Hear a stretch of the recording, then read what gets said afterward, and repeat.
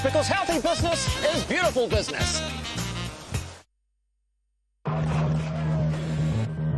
200 miles per hour, 300 sensors, 1.1 million data points a second, sent instantly to the AWS cloud, so AI can generate insights for F1 in real time, to keep millions of fans on the edge of their seats. Generative AI on AWS, a new era of racing, a new era of business.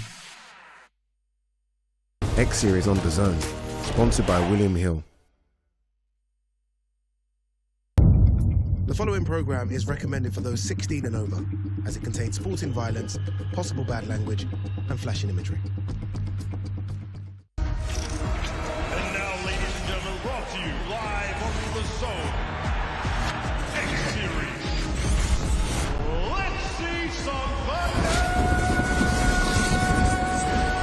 Here we go. A clean shot, and it could be lights out. It's the real deal. Hey, he looks like a pro boxer. 1, 2, 3, light him up. Your winner and the new champion.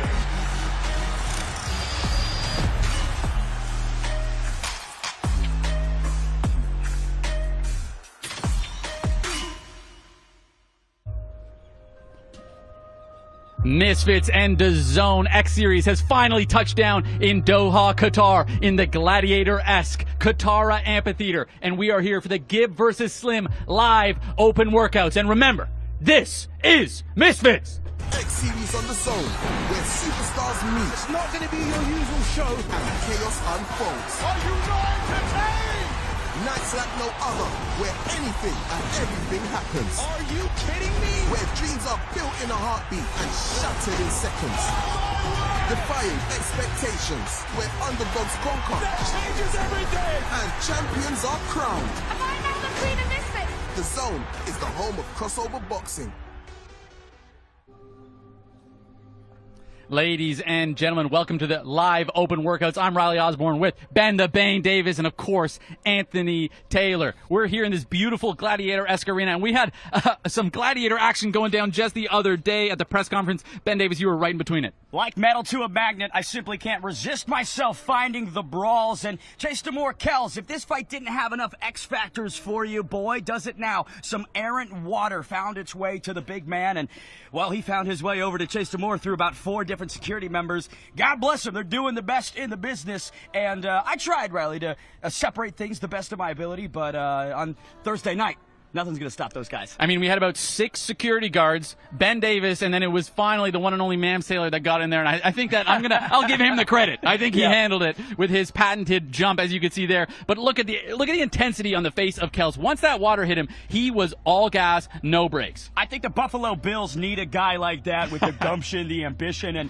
it just went all the way into the tables. AT, you know something about brawls. That one got wild. Hey, look, sign him up. First round draft pick, Raiders, Los Angeles Raiders. They're looking for linemen. Them 2 men cannot be stopped. I'm excited. 2 behemoths. We want to know which one is too hot to handle.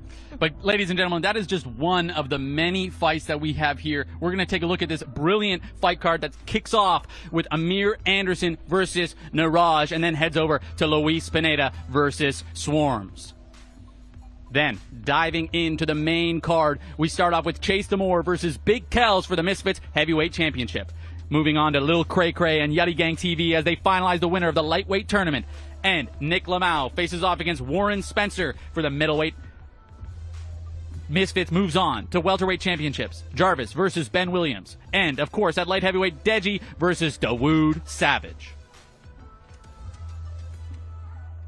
HS Tiki Taki faces off against Messiah Pinder. And at light heavyweight, the co-main event, Salt Poppy versus King Kenny. Then, for the final Misfits Super Middleweight Championship and the main event of this pay-per-view, Anesongib faces off against Slim. Can't wait for this one. Slim and Gib battling it out. 5 years in the making. When you think about grudge matches, the definition of it are these two guys. AT, fireworks expected, a collision course that we finally get to see. Oh, absolutely. It's been in the works for a long time. The fans ready to see it. I'm ready to see it. We finally get to see it. I'm loving it. What you think, Riley? Well, first things first, you only get to see it if you head over to Dazn.com/boxing to buy the pay-per-view, because you can do it right now, and then you'll get to see the fights, which, if you're going to miss out on these fights, you're obviously a mistaken person. You're wrong. You're incorrect. Talk to me about it, guys. I've bought this pay-per-view 6 times already just in the last 5 minutes of us being live. I've made 17 different DAZN accounts. Yes, I have my bot accounts, and they're all buying the pay-per-view like you should. But the one that I want to draw some attention to are the title fights. We have, of course, the middleweight championship between Slim and Gib, but let's not forget Jarvis and Ben Williams, the Bumblebee, taking on one of the most accredited welterweights. I just am so excited that Ben gets this opportunity, and the return of Jarvis. How can you not like it? I mean, look, Ben is a rising star from Ireland. This guy has it all. This great smile. Let's talk about that great smile he has. The fans are loving him. What's good about Ben is he has a whole country backing him up, and we love to see that. A good kid, young star in the making. AT, you were going to team up with Slim to go in against KSI. You obviously have some information about his preparation, getting ready for such a high-level fight against KSI. You know what that feels like. Do you think that's going to aid his preparation here against Gib? Oh, no, absolutely not. I mean, Gib is a volume puncher. He likes to apply pressure. But Slim is also a brawler. As we see Slim, look, he has knockout power. He shows that he can bang with the best. Look at that. That's a crazy overhand right. And when he sees that, you see how he counter-assault. Look, Slim can bang in the pocket. He's comfortable slugging it out. And it's going to be tough for Gib to go in there and do what Slim does. I was talking to Gib's team, though, and they know the dangers. They know that at range, Slim is going to have the advantage. In tight, he's got great power. But they believe that it's going to be the cardio and the volume of Gib that is going to be able to sway this in his decision. Ben, 8 rounds this fight is. That's a Misfits first, and it just shows, one, how confident these two guys are in their boxing ability, but also what we needed to do to make Gib come here. He needed to know that he was going to have the opportunity to really show his skills, and I think that that's what 8 rounds is going to do. And the beauty of this is, again, Slim the Hitman only needs 1 moment to make it count. Gib, the volume striker, I do anticipate the pressure, and we've seen Slim have issues with that in the past. Some opponents have had success when you're pouring it on him in the early rounds, but he does come into himself late in the fight, and I do think that if I'm Gib, I gotta watch where I put the chin. If I'm in the center line, Slim might take a shot. AT, we've seen Gib hurt before. Is Slim going to be able to find that shot early? I believe so. I mean, the key to success for Slim, he needs to be patient and wait for that moment. Gib tends to rush in impatiently. Sometimes he gets caught. We've seen that with the Austin McBroom fight. Slim needs to keep range and wait for that moment. Okay, so we also, of course, have the co-main versus Salt Poppy. We've had a little bit of drama. King Kenny thinking he's getting 6 rounds. Salt Poppy thinking it's 5 rounds. I'm not sure if we've even settled this debate just yet. I don't hear any cancellations because we do have the Misfits team, which are inarguably the best in the business. They were on it. I hope that they've found a solution because we need to see this fight, guys. Guys, that's a big banana that was absolutely tossed at this fight, but I do think the important thing to keep in mind is the skill set that both guys have. King Kenny has developed himself beautifully over the last couple of years. Salt Poppy is a superstar, and I am so pumped to see what he has against a very difficult challenge. Here is his last fight, King Kenny, against Adam Brooks. Power, discipline, and tenacity, which I think at times King Kenny has lacked inside the ring, right? It's all between the ears, and that night against Adam Brooks, he was beyond locked in, AT. Well, when we're looking at Kenny, like you say, he lacks confidence. He's slowly building that confidence up every time he's fighting. His brother Daley, who was obviously his coach, is doing a phenomenal job preparing Kenny for a guy like Super Salt Poppy. Because Super Salt Poppy is no slouch, my man, no slouch. Absolutely. You've been in there with both of them last time that I checked. You were able to get the best of both of them. But something that intrigues me about these two guys is they're both counterpunchers in a way. Salt Poppy has often been good on the counter side. King Kenny also good on the counter side. King Kenny has struggled in tight. That's something that you took advantage of. And I'm very curious to see, is Salt Poppy going to take those notes and use his ability and his forward aggression to be able to expose the gaps that are in King Kenny? But 6 rounds, in my opinion, that's to Kenny's benefit. 5 rounds, that's to Salt Poppy's benefit. I'm very curious to see how they're going to settle this, find a middle ground, maybe 5.5. I'm just kidding. But they're going to find a middle ground to be able to make this fight happen. They'll do the first 3 rounds at the beginning of the card and then the last 3 rounds at the end of the card. That's our solution here. Like, hey, in between every fight, just go in there and do a round. First fight, let's go. Okay, we briefly touched on it, but let's talk about the heavyweight championship. Chase Moore has worked overtime to make sure to sell this fight. The guy is absolutely phenomenal. He's always showing up with energy, but he's also been showing up increasingly with skill and ability. Now, Kells in his last fight showed great determination. He got up from the canvas, but he also showed realistically that he's not that experienced yet. Once he started straightening up those punches, he found success. Who do we think is going to be able to deliver the most come Thursday night? When you think about the heavyweight division, it's only going to take one punch. They are 2 titans, and I love the power and energy that they're bringing into this. But you have to respect and acknowledge the experience that Chase Moore possesses. He has made that walk many times before. And while he might not have been knocked down or stopped, he did lose multiple times, right? So for Kells, you don't want to think too much about the fact that, oh, this guy hasn't hit the canvas. He won't be able to deal with the adversity. Chase Moore has dealt with the adversity. He's responded effectively, and I think we're going to get a barn burner to kick things off on Thursday night. Well, gentlemen, let's kick things off today. We're going to throw to Huss to get all the action started. Ladies and gentlemen, we are live on Dazn. Welcome to the Qatar Amphitheater here in Doha, Qatar. The Supercard X Series 19, brought to you by Misfits Boxing. This workout is presented by Qatar, and the whole Supercard is presented by Visit Qatar. And now, ladies and gentlemen, let's get the public workout underway. Please welcome to the ring, Niraj.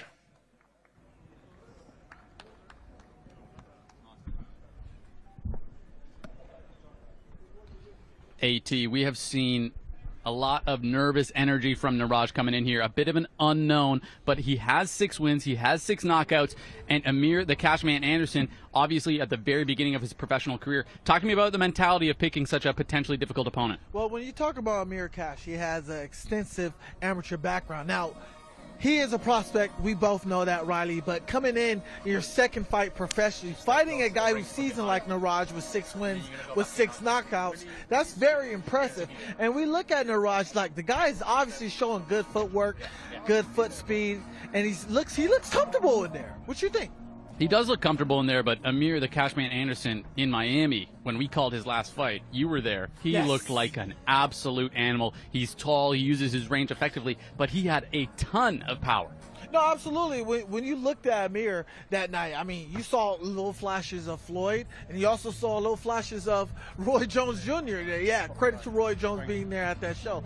But I'm excited to see Amir Cash come back and see what he can do again against a very savvy veteran like Niraj. I'm going to call a spade here, AT. I think that even right away, watching this open workout, if I'm a betting man, which I am, I'm probably putting that money on a guy like Amir, because we are just seeing it doesn't look like he has the same fluidity that we see from Amir. What do you think? No, absolutely. I'm putting my house on Amir. Like, okay. If this was a live contract, yeah, I'm putting on Amir. Amir is just seasoned. He's seen more. He's done more. From what I see, I don't really see what Niraj can show different that Amir hasn't seen before. And you've been an underdog in the past. You've been the guy that wasn't supposed to win, but were able to win. Correct. So talk to me about maybe the potential advantages that he has in that way, where people aren't expecting him to be victorious here. Well, now, when you look at Niraj, who is a heavy underdog, look, let's say he does come out victorious. Not only does he wins his fight over a top prospect, but his whole life changes for the better. Everything to gain and nothing to lose. Royalties, exactly. Especially when I fought Tommy Fury. I knew that, and look, if I beat Tommy Fury, I got everything to gain, but nothing to lose. In a sense, Niraj has everything to gain, but nothing to lose. So let's talk about the style here. A lot of different styles in boxing. Obviously, there's traditional, both hands up. There's Philly shell. We're seeing a little bit of a dropped lead hand from Niraj. Now, this is something we see from some of the greats. Caleb Plant is a very, very educated lower lead hand sometimes in his fights. He's also able to diversify.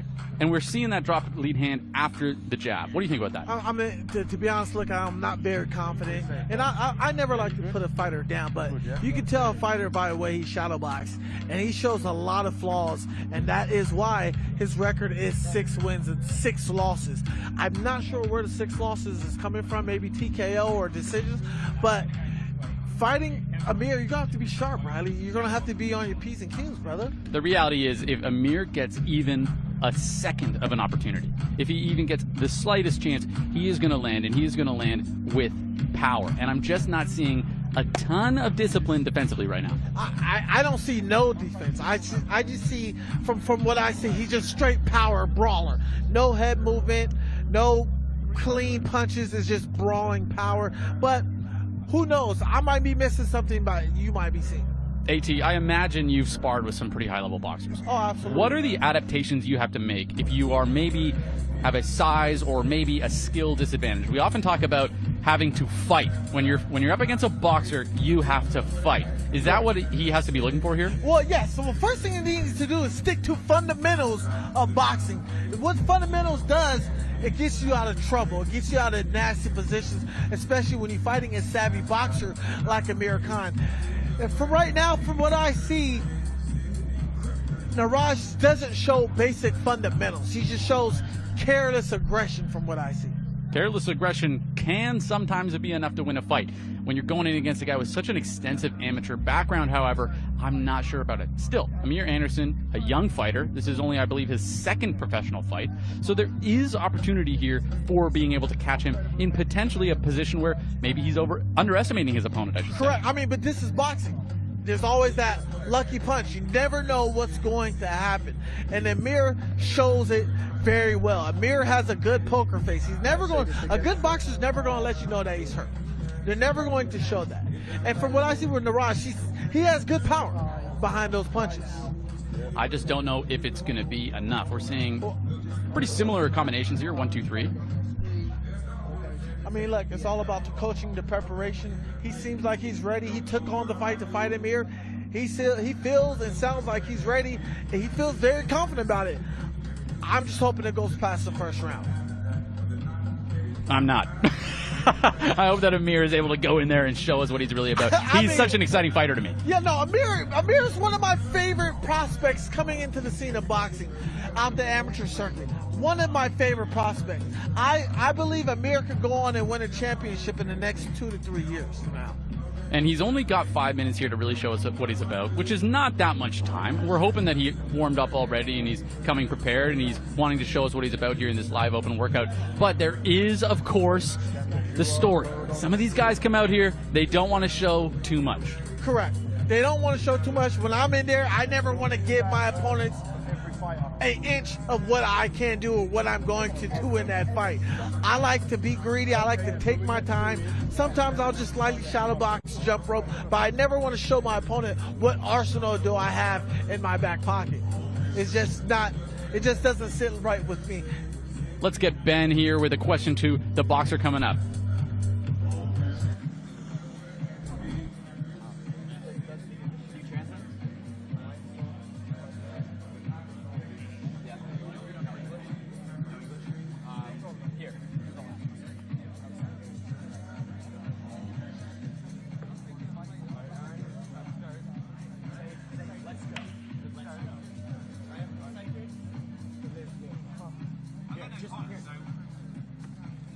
Just give me, let's go. All right, we're here with Niraj. Niraj, exciting opportunity. How are you feeling, sir? I'm scared. But let's go. Let's go indeed. I love it, Niraj. Best of luck, sir. Thank you. Ben Davis loves it, and that's enough for me, AT. Did we see enough from Niraj in that open workout to be able to convince the doubters, maybe? Absolutely not. I didn't really see anything that's going to impress me to be like, uh-oh, Amir's in trouble. Look, Amir's about to cash out in the first round, possibly. Maybe in the second. But that cash in the bank sounds really nice. I just wish I saw a little bit more footwork from Niraj to make me believe this can be a competitive fight. But who knows? Who knows? Let's call it what it is. I mean, this is a fight that Amir should win, but that doesn't mean that he's guaranteed to win. And Misfits has done a great job to make sure he's going up against an opponent with a lot of wins. Most boxers aren't doing this, but we are. So let's throw to Huss to see from Amir himself to see if he's prepared. And now, ladies and gentlemen, let's please welcome into the ring Amir the Cashman Anderson.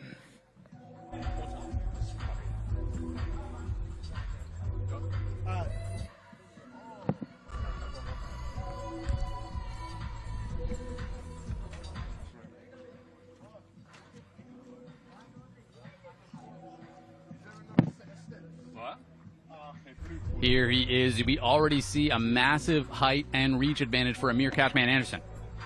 Look at him. Smooth. He has the swag. Now, that's footwork right there. Keeping the distance, keeping basic fundamentals. He's not dropping his hands. He's keeping his hands high. I like how he definitely got on those apple beats on his head. But Amir is showing great footwork and potential. For a lot of people who don't know about Amir, Amir is a great standout boxer in the amateurs. Multi-world national champion in that scene. But as we see, Amir is obviously coming out with the southpaw stance, and that's really good. Hey, AT, I got to stop you. You said a multi-world champion. I'm sorry. I messed up on that. Messed that one. He's been to Mars. He's been to Venus, and he's conquered them all. No, I'm just kidding. We can see immediately. We can see immediately a skill difference, in my opinion. No, absolutely. Like, look at that. Basic fundamentals. Now he switched to orthodox. That's very valuable. That's very rare that you see a prospect coming out in his second fight going southpaw or an orthodox. I mean, convincing switch stance fighters that I can think of. Danny Jacobs is one of them I can think of. It's an incredibly difficult skill to master, and it's more effective than you could ever believe, because as your opponent starts to say, oh, I think I've got him down, I've got his timing, you switch stances, and everything has to reset. Right. Now when we look at Amir, like, traditionally, Amir doesn't have on. There's no gloves. I don't even see his coach in there. That's pretty much showing that Amir's like, hey, I don't need to show you my skills of what I got. You'll see it this coming Thursday night in that ring. As you were saying, he's not showing us too much, but he is showing us very educated shadowboxing. And as you said, you can learn a lot from shadowboxing. Absolutely, and that's what I love about the basic fundamentals. When we talking about the basic fundamentals, Riley, we're talking about your basic up and downs, your hands up, basic ladder drills, basic shadow boxing, pad work, everything we need to become a defined, true boxer in the scene, because boxing, Riley, is not for everybody. This is exactly the type of guy that a guy like Mams Taylor is putting his effort and his energy behind. And there's reason for that, because we believe that he has the ability to really shine in the professional boxing scene. No, absolutely. Mams is signing the hottest prospects in boxing right now, and that's a good sign, because people are saying, well, what is Misfits? Misfits is the new era. It's the new age. And we said we're going to do it differently, and that's exactly what's been happening. As we mentioned, of course, Niraj is a huge underdog here, but he's got 6 KOs, 6 wins. And that is not something that we often see a fighter going into his second professional fight going up against somebody that has legitimate knockout power. That is scary. Not a lot of prospects are going to fight somebody who has 6 wins but with 6 knockout, because that is a 50-50 fight. Yeah, he lost 6 times, but like I said, 50-50 chance he might lose and might win that fight. Ben Davis is in the ring now with a quick question for the fighter, Amir Anderson. Amir Cashman Anderson, we are here in Qatar. Describe this experience. It's an amazing experience. It's a beautiful place, beautiful venue we're going to fight at, beautiful hotel. I'm feeding off the energy. I'm just living the life, man. I love it. Ladies and gents, Amir Cashman Anderson.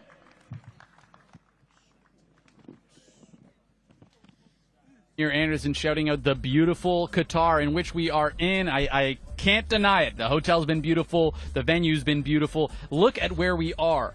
Talk to me about visiting a place like this and fighting in a venue that can add some of that energy.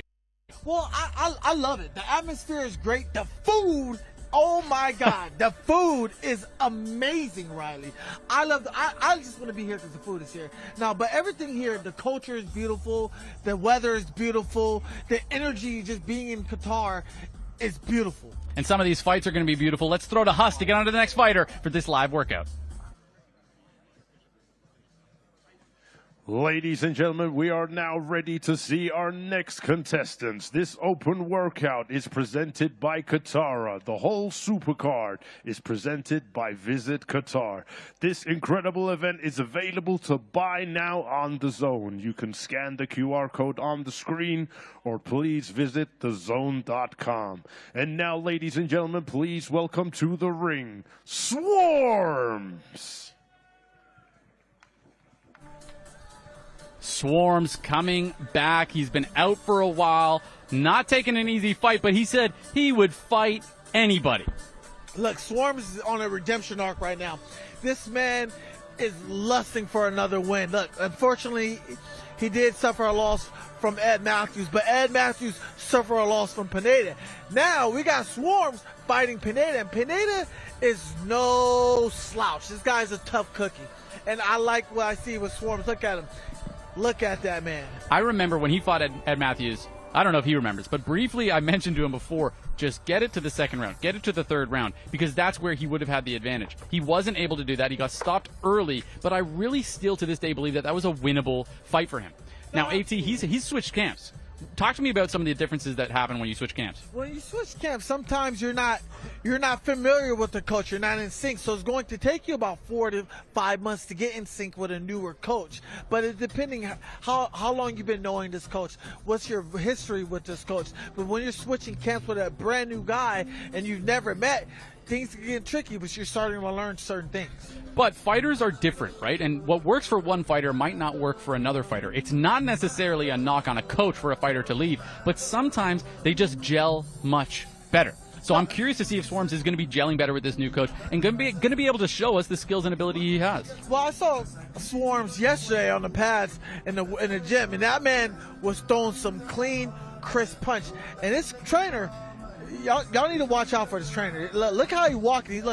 He's in there. He's critiquing him, showing him certain things. But what's good, what I like about Swarms, what he's doing now is he's showing good footwork and balance. AT, you just took the words out of my mouth, because Swarms has always had good punches. He's always had fast combinations and fast hands. That was the first thing that he developed as a fighter. But what he didn't have was fundamental, crisp footwork. And that's exactly what we're seeing here. If he is able to integrate that footwork into his boxing game, we could really see a very, very dynamic shift in his ability as a fighter. Absolutely. I just like how he's staying on the outside of the foot, using his feet to move him. Not his hands, his feet. And he's in and out. Swarms looks great. He looks really in shape. This guy, I'm excited. This is my dark horse fight.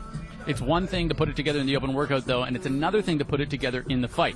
Now, I talked to Swarms yesterday, and something he mentioned to me that stuck with me was he talked about the warrior mindset, the warrior culture. He said, I used to be a rapper. Used to was the word he used, because now he is a fighter. He is embracing the ideology of being a fighter. Now, when you're embracing the ideology of being a fighter, we're talking about sleep, eat, breathe, fighting, dream fighting.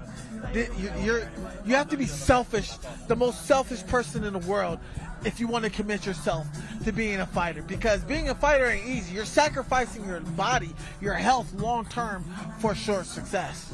AT, he said he didn't care who was called. He was going to take the fight. That sounds like something you would say. Oh, man, hey, absolutely. Man's call, hey, AT, I need you to fight this guy. Say less, when and where. Now, the thing I like about Swarms was when he got knocked down, he was laughed up. He always got up. Let's get to Ben for a quick question with Swarms.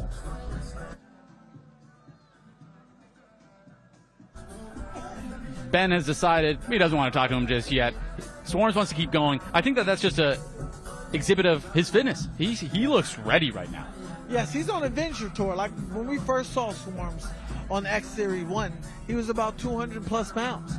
This guy transformed his whole body, his whole mindset, and he lost about 40 pounds. He said, hey, I'm tired of being a loser. I'm tired of people making fun of me and laughing at me and not taking me serious in this boxing.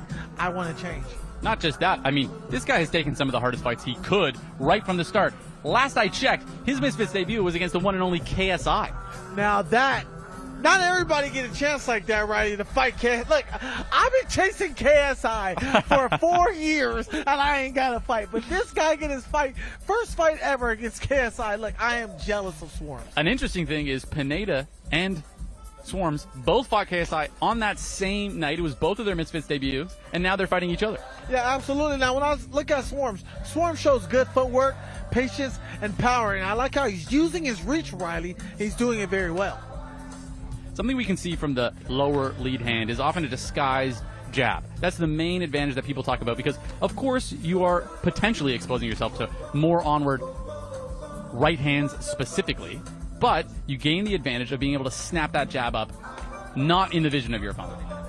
What I like is called the Hitman jab from Tommy the Hitman Hearns.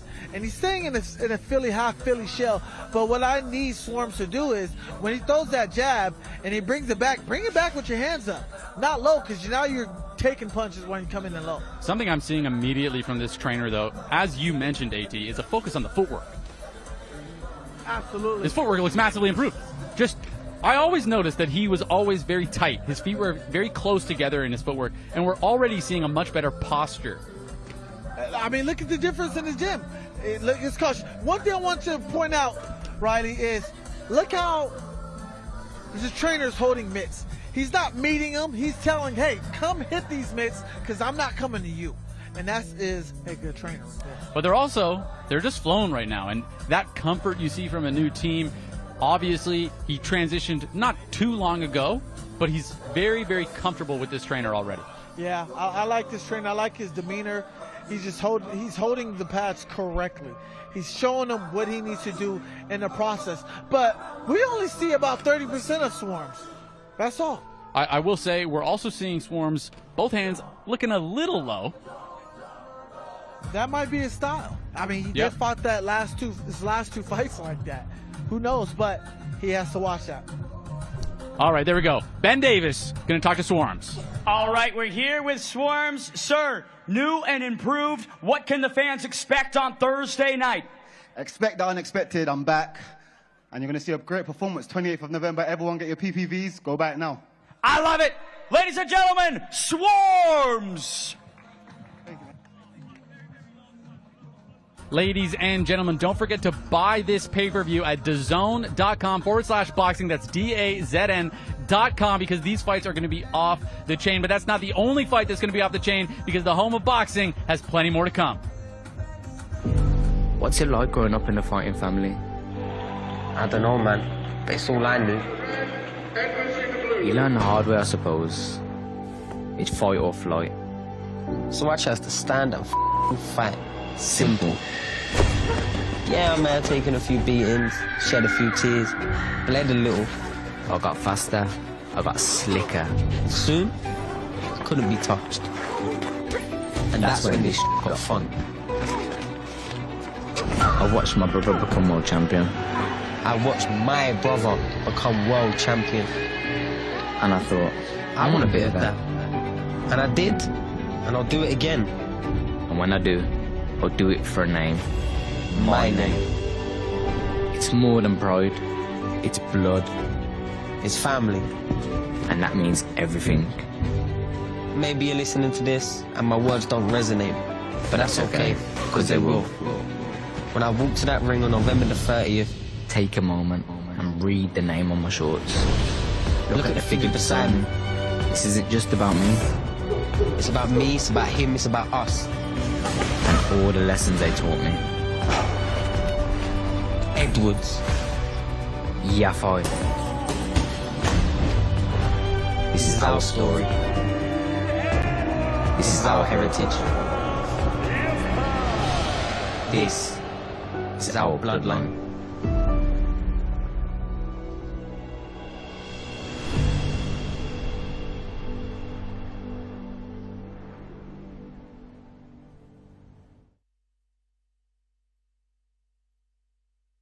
Only and exclusively on Dazn. AT, we're finally moving into what is always everyone's favorites, the heavyweights. Big boys, too hot to handle, like I told you earlier, Riley. Which one is going to be too hot to handle? Is it going to be Big Kale's too hot to handle, or is it going to be Chase who's going to be too hot to handle in that ring? Anything can happen. We're talking about heavyweights, Riley. Well, speaking of the ring, let's get those boys in there with us. Ladies and gentlemen, and now let's welcome our next contestants to the ring. This open workout is presented by Qatar, and the whole Supercard is presented by Visit Qatar.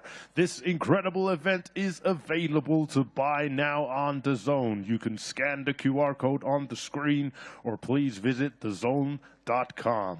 And now, ladies and gentlemen, please welcome to the ring, Kells.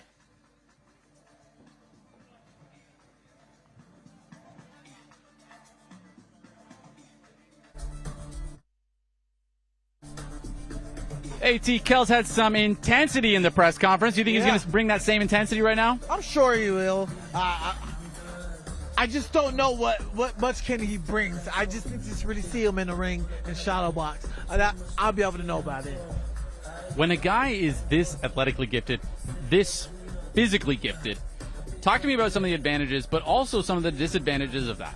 The disadvantage is your cardio is going to go down faster because when you're a big boy, you're swinging for the fences. The good thing is, and when I say the good thing is, you just need one shot and it's over from a big heavyweight like Kells. Which is exactly what we saw in his last fight. He had some adversity early on, but when he talked to me in his interview, he said this.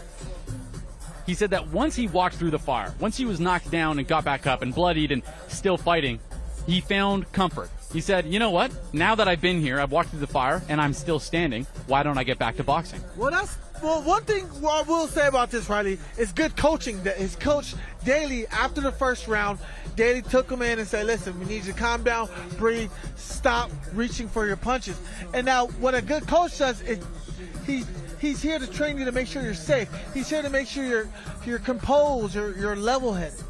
Fundamentally, though, we're looking at him shadowbox. If he keeps his punches straight, he can deliver a ton of power. Yeah. But he doesn't look that comfortable just yet. No, like I said, right, this is his second fight. When I look at Kells and he's throwing that left jab, you notice how he tends to drop that hand a little bit.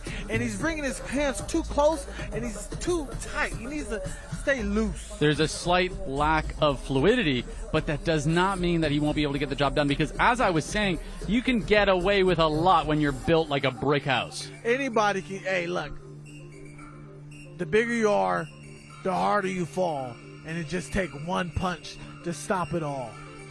People always love to say that, but let's talk about that because Chase Damore often has fought guys that were smaller than him, specifically were shorter than him. This is the first time that he's going in there against a guy who actually has a size advantage over him. Now, Chase, obviously the more experienced fighter, but Chase has had wins and losses himself. It's taken him time to really improve as a boxer, so I actually think this is a much closer fight than people might think it is. Yeah, it is. Chase had to take a lot of losses to understand what type of fighter he was, what type of person he was.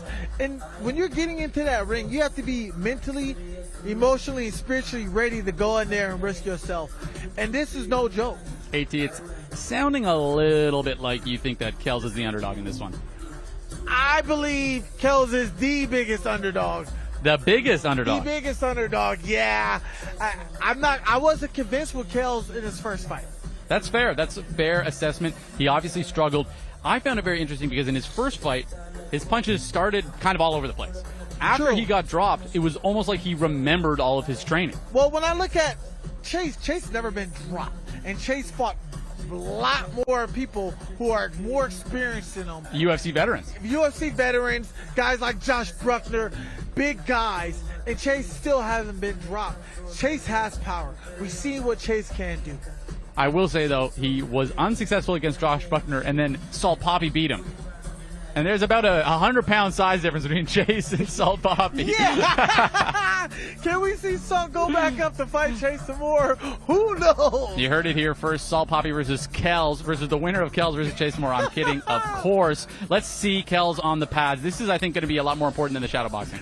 You know what I'm kind of getting? And I'm not trying to throw shades at Kells. I'm getting the vibes as if Chase had his first fight against Josh Bruckner.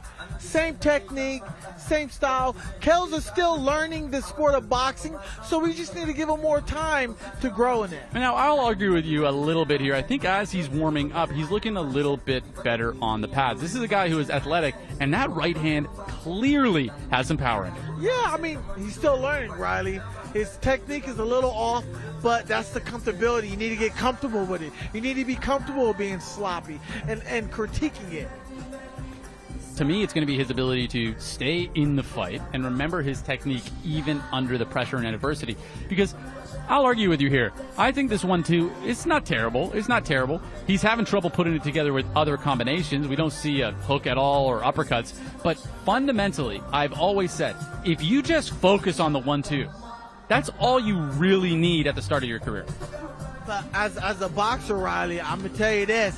When you're starting off, you got to do the basics. Keep your hands up. And Kells is having his hands down, was going to lead into a big right hand by Chase Damore. Okay, I see what you're saying. So you're saying he's defensively not focusing on his fundamentals, even though he's offensively focusing. Every time he throws a punch, the hands goes down. Look at it. Bam. Right there. Down. You need to keep your hand up. Don't keep your hands up when you throw in your jab or your punch.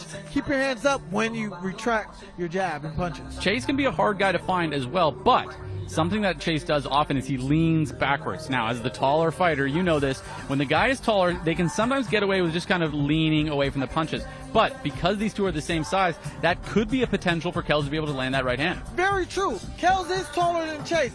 But what the difference is going to be between Big Kells and Chase is who has the better footwork here? Who has the better footwork to get you out of dangerous positions, and put you in positions that gives you bigger opportunities to land bigger shots? Kells is warming up a little bit here. I think that a key here is not necessarily going to be the pad work, but the sparring. How much sparring and what level of sparring has he done in preparation for a fight like this? Well, I'm not sure. He said he's been sparring, but I do know that Chase is ready to go every time we see him. But Kells he's starting to look comfortable. He's starting to relax. He's starting to feel it.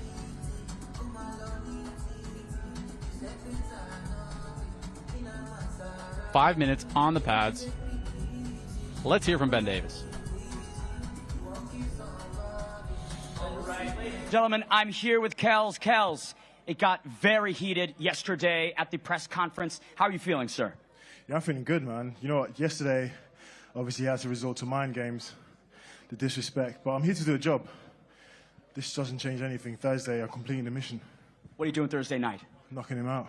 I love it. Ladies and gentlemen, Kells! Very, very exciting. You can see on camera, I promise you he looks even bigger in person. Yeah, I think the mind games did get to Kells with Chase Damore, and we all know Chase is a mind game freako. When I say mind game freako, this guy knows how to get under your skin. And he's been doing it successfully all week. And then you'll see it on the alternative when Chase Damore is instigating these fights. He gets into them and then he just kind of breezes out of them. He's very unbothered by the engagements, whereas we see a bit more of meanness in the side of Kells. It's not all show for him. I think that Chase is much better at playing the game than Kells is. So True. I'm curious to see if he's going to be able to maintain it. I think Kells needs to stay focused. Don't worry about the disrespect he done in the past, and just go in there and handle business with the game plan. Kells, you got to focus, my guy. You got a big fight. Let's see from Chase Damore. We'll throw it back to Huss. Ladies and gentlemen, and now please welcome to the ring, Chase Damore.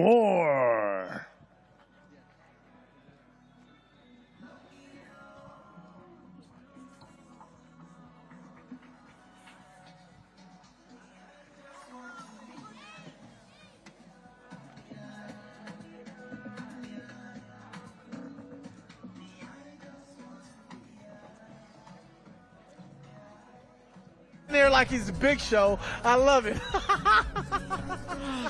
We can see that Chase he's clearly the thinner man. He has a slight size disadvantage. But as you mentioned, AT, the bigger guy can often gas out faster.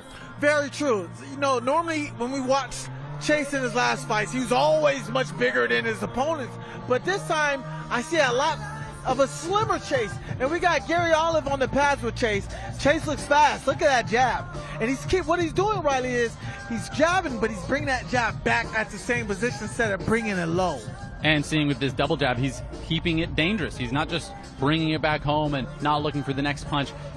Immediately on the pads as well, diving right in. I'm very, very curious. This is a good-looking Chase Moore right now. Yeah, this is. I'm impressed. Like, we went from the very first Josh Bruckner Chase Moore to the big Kales Chase Moore, and we saw the evolution of Chase, of how much he improved. Finally, I don't think we saw a single left hook from Kels. It's clearly not a punch that he's very comfortable with, but we're seeing that from Chase. Well, this is our first left hook we saw of the day. Amir Anderson was throwing some left hooks. Yeah, but we're talking about on the pads. Chase looks good, he looks great, but we can't undermine Big Kels. That guy has brutal knockout power, and if Chase get hit with one of those, we might see Chase kissing the canvas Thursday night. That is going to be a huge, huge important factor, is the power, and can he land it early? I am just looking at the physiques right away, going to be assuming that Chase Moore has come prepared cardiovascularly. Yes. And I think that's going to be an advantage for him. I mean, these guys were football players. They know how to stay in shape. They know how to mentally prepare themselves. Football is a very different game, though. Very, we're talking very about true. Very true. It's going to be who had a better nutrition in this camp. And from what I see, Chase looks like he had a better nutrition. I will say that we also see just a better variety of weapons from Chase Moore right now. Yes. He's throwing uppercuts followed by a right hand. Same side punches, so double jabs, uppercut followed by right hand. Look at him we saw showboating. quite literally a 1-2 the entire time. Hey, whoa. We just saw an uppercut by Chase. That's what I'm saying. So I'm wondering if Kels has the variety of weaponry, because we didn't see it now. I talked about it before. There's a huge chance that Kels is just making sure not to show any of us what he's been improving on. Well, when I look at Kels, a beginner boxer, he doesn't have that much experience, Riley. When you're talking about an inexperienced boxer, his basic punches are going to be a 1-2-3. When we look at Chase, who's fought more, who's experienced more ring time, he's going to have different arsenals to the jabs, the hooks, the counter hooks. It's just been brought to my attention that Kels is right there by the ring while Chase Moore is in there. There's been a lot of bad blood between these two. Do you think he's trying to analyze his opponent right now? I believe so, but Chase is still in his head. Chase is still in his head. He's showboating. He's antagonizing Kels. Kels just wants to go in there and rip his head off. We can see that right now. Look at He's doing Chase. it right now. I'm curious to see what kind of impact this is going to have on fight night. AT, we know that when you start to fight with emotion, that can be an additive to burning out your cardio. Oh, when we talk about emotions and you're new to the boxing game, it's a recipe for disaster, because you don't know how to navigate through that emotion when you're going in there as a newbie in the boxing ring. Chase, he's been like this. We've gotten the same Chase from the start to the finish. We've never seen a different Chase. Now, unlike most people's uncles, seeing red isn't actually good enough to be able to win a fight. Absolutely not. Seeing combinations, seeing defense, seeing everything your opponent sees will help you win a fight. I think that the experience difference here could be a huge, huge factor. Let's get to Ben Davis. Ladies and gentlemen, Chase Moore, your opponent is just several feet away. What's the message? Hey, be ready, big dog. Happy birthday. Huge shout out, 32 years old today. End of his boxing career come Thursday. What are you going to do on Thursday night? I'm going to dance over a dead body on the ground. Dead man walking. Love it. Ladies and gentlemen, Chase Moore.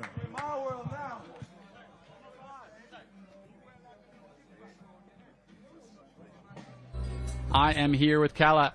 Talk to me about how exciting it is to be here in Qatar putting on a boxing event. Well, for me, it's unreal because, I mean, this location, when I saw it, I came here in June, and it was like 45 degrees, super hot, Celsius that is, centigrade. And we looked at loads of sites, and there's so many sites in Doha that you just got to see. But this one, of course, I saw it, and I'm like, man, we've got to do the fight night here. They said, I don't know about the fight night, first one here, we go in the arena. But this has there has to be a fight night in this place. It just has that sort of gladiator feel to it. It's got I mean, I've never seen a mini Colosseum that looks out onto this. They've even got the old fishing boats out there. You feel like you're back in Roman times. Fantastic. I think that Chase and Kells might be feeling like they're back in Roman times as well. Talk to They me about certainly how. did yesterday. Well, they're going at it again right now. I mean, you know, this was at the 80 sort of handbook, yeah? Yeah, we were very lucky that the security managed to come in at that time, because the tables went, and I'm like, oh my God, the tables are fine, but the PA system, that goes down, and we ain't got a press conference. What's crazy is And the fighters are bigger than the security guards. No, that's the thing. They are literally, you know, when we're doing the face-off, which we couldn't do properly yesterday, we will have that face-off at the weigh-in tomorrow here, same location. The weigh-in's going to be fantastic with this backdrop. So tomorrow, that weigh-in is going to pop, but we do have extra security, and we actually might even call in AT to... You know, he's quite good at the old wrestling moves, so, you know, we need to bring in a wrestler in there as well. He's not wrestling anymore. We've been adamant about that. I wouldn't want to be wrestling with those guys, man. Even if I was wrestling since the day I was born, I wouldn't want to wrestle with them. These are big lads. Slim versus Gib. Obviously, I don't imagine that was an easy fight to put together. Talk to me about why it was so important to finally give the fans what they've been asking for. It's one of those ones that from the traditional world I can relate to. It's a long-standing sort of feud that you want to see get done, and it takes something special to make big fights, and we've seen that in recent times in traditional boxing, obviously with Usyk Fury taking place in Saudi. This also needed a special event. It needed a Supercard, a Super Bowl type event to bring that fight together. And I'm not reading into all the BS about, you know, I'm keen to bring down Misfits and whatever. I mean, Gib has signed a multi-fight deal, so. You know, if he's going to bring down Misfits, what's he going to do afterwards? You know, so you know, well, that's an interesting one. But the rest of it's quite fun. I thought the line yesterday with KSI taking the sort of side there, that threw me at the face-off, especially. I'm like, whoa, JJ is soaring to get back in. JJ was out here training in this ring at noon today. I mean, that must have been a very hot session. Well, we caught up with both Slim and Gib earlier at the face-off. Let's take a look at some of that action. I've been training so hard for this fight. It's my second camp. It's my second camp. You know what I'm saying? I was getting ready to fight in the summer. It didn't happen. But now I'm getting ready to fight Gib. He finally had the balls to step up. I'm so excited. I'm happy for you. You said that. You had the confidence. You had the confidence. You've been moving shook around. I'm happy for you. Around here, you've been moving shook. I'm shook. Brother, I told you. I've always been like this. When I met you, I've always been like this. What was the first thing I did to you when I met you? What? I put my forearm on your neck. I smacked you on your chest, and you done nothing about it. Because you saw. You done nothing about it. So what? Ryan Taylor did the same thing. I know what type of person you are. Ryan Taylor did the same thing. You said you'd break my jaw if you ever saw me. You've been nothing but salamu alaikums when you see me. So shut up. All right, bro. I'm a ring. That's all that matters. Absolutely not. That's all that matters. You can try your hardest. You can't. You don't have the skill set. I promise you. You don't have the skill set. You don't have the skill set. You won't find out. You haven't seen me fight. You're going to be waking up on the floor. You haven't seen me. You're going to be waking up on the floor. Bro, you're going to be waking up on the floor. Your nose is going to look like this. You're going to be knocked out. It's going to be sideways. It's going to be sad when you're knocked out. Let me tell you something. And then you're going to have to defend your belt. It's going to be beautiful. It's going to be beautiful. I can't wait. How many faces did you break? I can't wait. How many faces did you break? I can't wait. How many faces did you break? Wait. How many faces did you break? You're going to go back as the loser. How many faces did you break? Champion that you're a loser. 0. You ain't break no money face. How many people did you knock out? Max plays FIFA with headgear.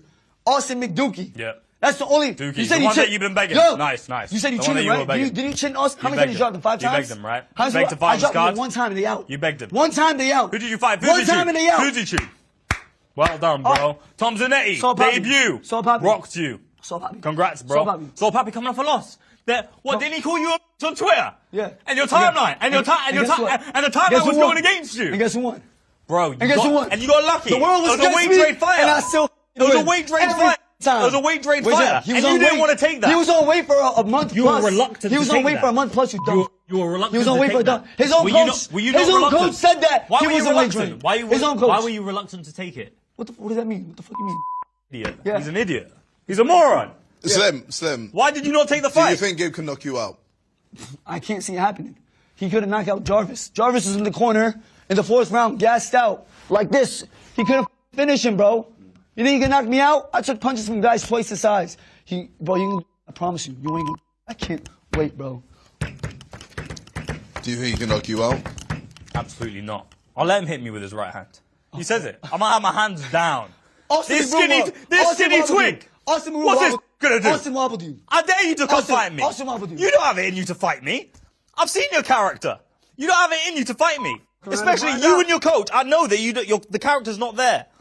I know the character's not there. I believe that. Just go with your mindset to the fight with that. I'm here with the man behind it all, Mams Taylor. Talk to me about Qatar a little bit. Man, look at where we are. This is unbelievable. It's absolutely awesome. I love this place and can't wait for the Supercard. It's going to be an electric night. AT was saying being inside an arena like this makes him want to fight again. Talk to me about how amped up a lot of these fighters have been getting in this fight week. I think the press conference spoke for itself. It was perfect. There was just the right amount of drama, the right amount of action, the right amount of tension. Almost every fight on this card is truly a 50-50 fight. It's a coin toss, you know, and there's so much at stake for all of the fighters. It's the perfect atmosphere, and to be able to do an open workout at a venue like this just speaks for itself. It speaks volumes, you know. There's a lot of 50-50 fights. I mean, this is one of the few cards that I haven't been super confident in my picks. A fight that a fighter should be winning is Deji's return. Talk to me about that, because personally, I think that when you look at a fight like that, Deji actually made a good point. He said he was 0-3 at the start of his career. Yeah. So his opponent has nothing to lose, really, and Deji has everything to lose. I was impressed with, shout out to Dawood Savage, because he made it entertaining yesterday at the presser. He really did. You know? I believe him, though. And yeah, I believe him too. He's got nothing to lose, and you know, it's boxing. That's why I said almost every fight is 50-50. That one is not 50-50. But you never know. It's not 50-50 on paper. It's not 50-50 on paper, but listen, if Dawood Savage has lost to some premier guys, you know, he's lost to Salt Pappy, he lost to Ben Williams and Warren the Mechanic Spencer. Let's see how he fares. Deji's been out for a while. Maybe Deji's completely underestimated him as well. There's always exciting stories in boxing that you won't imagine, you know, happening, and we'll see what happens. But yeah, it's start to finish, the card is just unbelievable, and it's going to be pure entertainment and action. Speaking of Deji, Ben Davis caught up with him earlier, so let's take a look at what he was talking about. First off is Minicon. Interesting cowboy hat here with the full robe. I like it. Purple's my favorite color, so this is very, very nice. I'll have to give this a solid 9 out of 10 because of the purple. 2. 2. Just get out of my face, man. How could he make this better? Change the face, change the hair. I'm playing. How can he make it better? I don't know. It just looks kind of just... It's a little bland. Yeah, bland, cheap.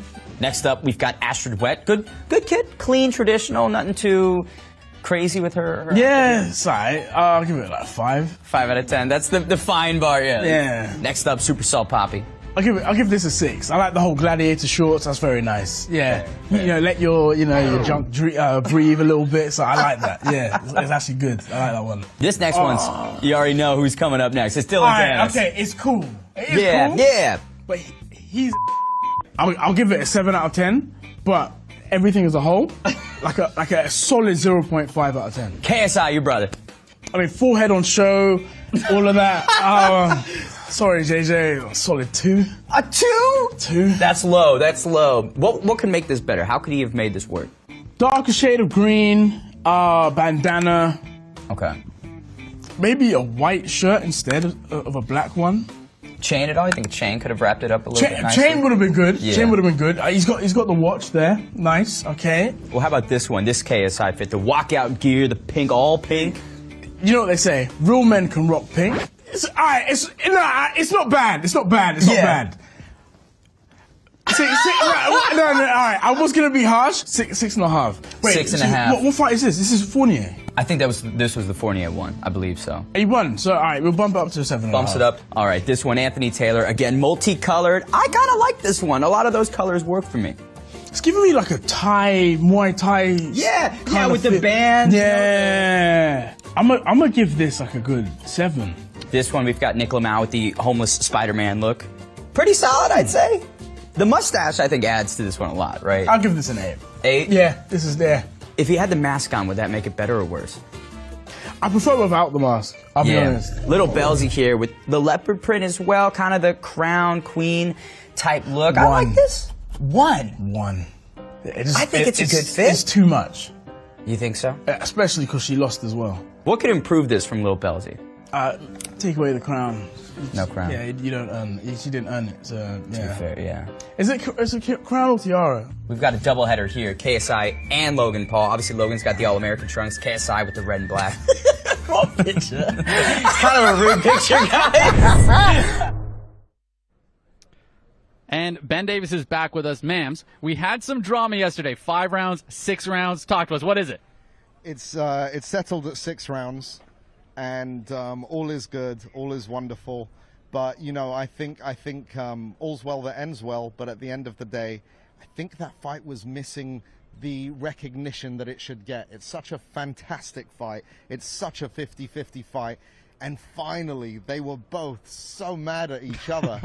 And I think it just elevated it and put it in the spotlight where it deserves to be. So it worked out well. It really did. I mean, that's a fight that we want to see the most out of both of these fighters. I think 6 rounds is the right decision. I can't wait to see it. I got to say, King Kenny was fuming. He's been relaxed all week, and he wasn't relaxed anymore. This is what I was going to say. It adds the X factor, a little spice on top that was missing all fight camp. I vocalized this. These two guys are professionals, and they are not attacking each other in any considerable manner. But with this 5-round, 6-round thing, I mean, we see different sides of these two. I've never seen King Kenny get mad, but boy, he was like a locomotive. Mams, lightweight tournament.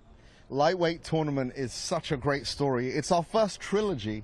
It's kind of a trilogy, isn't it? It's definitely. Yeah, it is. So, Cray and Yudi, I think we're going to see a very high level of boxing. I know we're going to see a high level of boxing in that fight. And I think it goes the distance, and I think it's going to be a close decision. It's one to watch. The judges have to be on their P's and Q's for that fight because, like I said, I think it goes the distance. And waiting in the wings is the champ, Dean the Great. His title will be challenged January 18th. I love it. Setting fights up while they're not even happening. We love it, Riley. Well, that's the thing is I don't think we've ever seen a fighter in Misfits make such a good argument for them being able to get the fight against the champion. These guys have not only fought each other once, but twice, and both of those fights were dog fights back and forth, and I can't wait to see the third one. I can't imagine it any different. Yeah.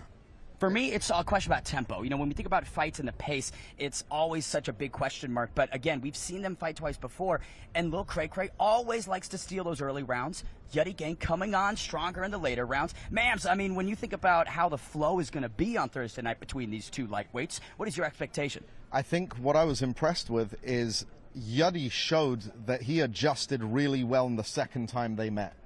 And Cray adjusted his technique with other fighters, you know, and I think they're both professional enough where they have great teams, coaches that are gonna really go through the game plan, plan A, plan B, plan C, and I think we're gonna get the best technical fight of the night there with those two. Well, ladies and gentlemen, let's throw to Huss to see from these fighters themselves. Ladies and gentlemen, and now we are back at the open workout, which is presented by Qatar, and the whole Supercard is presented by Visit Qatar. You can buy this incredible event right now on Dazn. You can scan the QR code on the screen, or please visit Dazn.com. And now, ladies and gentlemen, let's please welcome to the ring, Yudi Gang TV.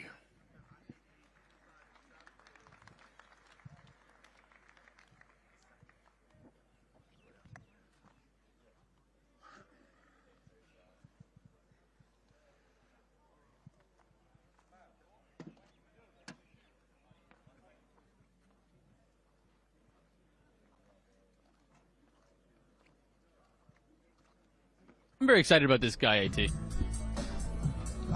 Man, look, if y'all don't know about Yudi got all the hot spots when it comes to food, and this man is a phenomenal fighter. When I say phenomenal fighter, Yudi, what he does, he has a Philly shell type of style, but this guy is a quick, patient fighter, counter puncher, amazing. When I say this was my favorite fighter of the night, this is my favorite fighter of the night. He also talks a lot about how he says, the game plan is simply what my coach tells me, and I will just do it. Talk to me about that kind of cohesiveness between fighter and coach. Now, when you're talking about your coaches, you want to be synced as one. When we saw Real Steel with Hugh Jackman and the Robot, obviously they were both in sync. That's what we want to see with Yeti Gang and his coach. And Keith is a great coach. A lot of people don't know about Coach Keith. Coach Keith's been training Yeti since Yeti was a kid. And look what Keith did to Yeti. Yeti's a phenomenal fighter, an amazing artist, and he's a really funny dude. He's also very, very patient in the ring. Cray has very clearly won the first couple rounds of both of their fights, and then in the victory that Yeti Gang had over Cray, he was able to get the better of him in the later rounds. I envision a similar strategy. Yeah, I mean, look at Yeti. Patience, that's experience. You can't teach that, but you can train that. But also, you can't really teach being able to get hit and not be fazed by that. I mean, you're a guy that can get hit and not really be fazed by it. It's a mindset. It's a mindset, and it all starts with your footwork. Basic fundamentals. And I tell you guys out there who's watching this, basic fundamentals is what makes you win the fight. When you master the basic fundamentals, then you can add your little style and twist into your boxing. And that's what Yeti has. He's got style. We see it in his defensive work. He's always defensively capable. But when he fought Argentinian King hit him clean, and somehow he didn't go down. No, absolutely. You can tell that Yeti has a chin on him. Yeti's been hit with a lot of shots to his previous fights with Uncle Pizza, unfortunately. But Yeti is a seasoned vet. He has over 35 amateur fights, and it clearly shows in the ring right now, Riley. And he also has a plethora of experience in Misfits under the bright lights, because amateur is one thing, but when you have the attention that Misfits brings, which is, we're talking about hundreds of thousands, if not millions of eyes to your fights, that adds a whole other layer of pressure. Yeah, Misfits is giving them the platform. And a lot of these guys who have this much talent, they go to other promotions. They don't get that exposure that Misfits gets. But Misfits doing a great job getting these high-level fighters into the scene and showcasing their skills. Very, very interesting fight. Another true 50-50. The man himself, Mams Taylor, was talking about how many 50-50 fights we have on this card, and it's almost too many to count. This being one of them. I love it. I love this fight because it's so amazing. You're going to see actual technical boxing at a very high level. Really a professional level. Absolutely. This should be a professional bout. I mean, their last two previous bouts, one of them, unfortunately, with the whole bomb threat, it canceled it. But with this one, we're going to see a high-level fight. Yeti, obviously, as well, has a lot to gain from this fight. The champion, Dean the Great, is obviously waiting in the wings for the winner of this fight. The lightweight tournament finally finalizing. But Yeti has been calm, cool, and collected. I asked him, I said, what's a message to your opponent? He said, let's have a good day. But Riley, what do you like the difference between Yeti, what he can do and what he can't do? What do you notice about that?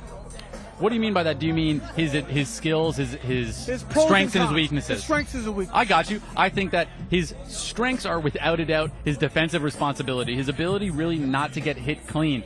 Yes, he has a chin when he needs it, but nobody is invincible, and usually he's very, very defensively sound. He's also incredibly quick with his strikes. He can counterpunch very, very well. But his weaknesses on the back end is he's a slow starter. The reality is he's a slow starter, and he also has a bit of trouble going forward, which allows Cray to be able to fight the fight on his terms instead of allow Yeti Gang to impose his will. I think that's going to be a key here, is when and how early can Yeti Gang impose his will, because it's not that long of a fight. And if Cray steals the first early rounds, he might not have enough time to get the rounds back. Yeah, no, Roundhouse, Riley, you broke it down to the T. You stole the words out of my mouth. That's why they pay me the big bucks. You know what I'm saying? That's why they got me here, AT. Hey, Dazn is lucky to have you breaking these type of fights down, buddy. Thank you, brother. Talk to me, though. Talk to me. So, look, like, Yeti's showing high-level jabs, high-level fundamentals. Like, and I stress to everybody, basic fundamentals is what makes a boxer great. Like I said, he's cocky with it. And that's one thing that Yeti has, that's his style. He has a cocky boxing style, which is his flavor. And I tell people, and I preach about it, when you master the basic fundamentals, you can add your own flavor to that style. Let's hear from the man himself with Ben Davis. Ladies and gentlemen, I'm here with Yeti Gang. Yeti, Third time out against Cray Cray. How are you feeling, sir? Man, I feel amazing. It's another beautiful day in this beautiful, beautiful country. I appreciate you. Thank you. It's going to be an amazing fight 28th. Make sure y'all get the Dazn app and buy the pay-per-view, man. You're about to see some lights, camera, and a lot of action. Amen. Ladies and gentlemen, Yadi King! AT, we have been seeing some awesome open workouts, but I think something hasn't been said enough, and that's that you can buy this pay-per-view right now at DAZNboxing.com. Sorry, that's DAZN.com/boxing. So do it. AT's telling you to do it. I'm telling you to do it. Just do it. AT, we've been seeing some great action already. All week, hey, from the press conference, no, not even the press conference. So the moment they got off the plane, that's when start kicking off at the face-off, talking trash at the airport. Now we're here, we're showcasing skill sets. Y'all need to subscribe, click that link, and stop playing with me because I want to see this fight. You guys want to see this fight, and I'm excited. If AD didn't convince you, nobody will. Let's go to Cray Cray with Huss. And now, ladies and gentlemen, let's please welcome Lil Cray Cray.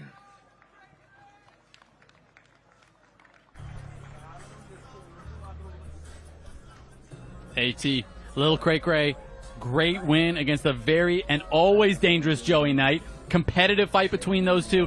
But let's talk about the reality. He faded deep like he always does. Can he make that change? Can he make that improvement? Absolutely. Now, I'm not trying to toot my own horn and play favoritism, but Yadi, what he did, he changed camps. And what I mean by changing camps, he went from Syracuse, New York, and came all the way to Oakland, California to not only train with me, but with the dangerous David Dynamite Lopez and his father, Chris Lightning Lopez, out of Oakland, California. Now, we look at Cray Cray, he has a Pacquiao style. He's more of an in-and-out type of fighter. He might not possess the power, but he possesses the speed that gets him out of danger and in control. AT, you're the type of guy that doesn't gas in his fights. You're able to apply the pressure the entire fight. Talk to me about how that's not necessarily just about the fitness, but it's also about your education and knowledge as a fighter to maintain your cardio through the fight. Is that something that you've been working on with Cray Cray? Absolutely. When we talked about Cray Cray, we talked about cardio. If you're going to maintain that high pace like Pacquiao, we need to increase your cardio intake. So what Chris Lopez did is we had him run them San Francisco hills. He had him running them every single day. And what you're going to see from Cray Cray is a different type of little Cray Cray. Now, when we saw Ace Musa, yeah, we didn't see that full extent of little Cray Cray because he came in on a 3-day notice. But now we finally get to see a new and improved. But let's not take away from what Yadi can do because Yadi did beat him. Razor close fight in their last one with Yadi Gang. Obviously a dominant fight against Joey Knight. Well, I wouldn't say dominant, but a clear victory against Joey Knight. But we've seen his improvement slowly as he's gone on, and I'm very curious to see if that's going to apply in the fight because Joey Knight is a very, very difficult fighter for anybody. I think that he can beat really anybody in the lightweight division here at Misfits.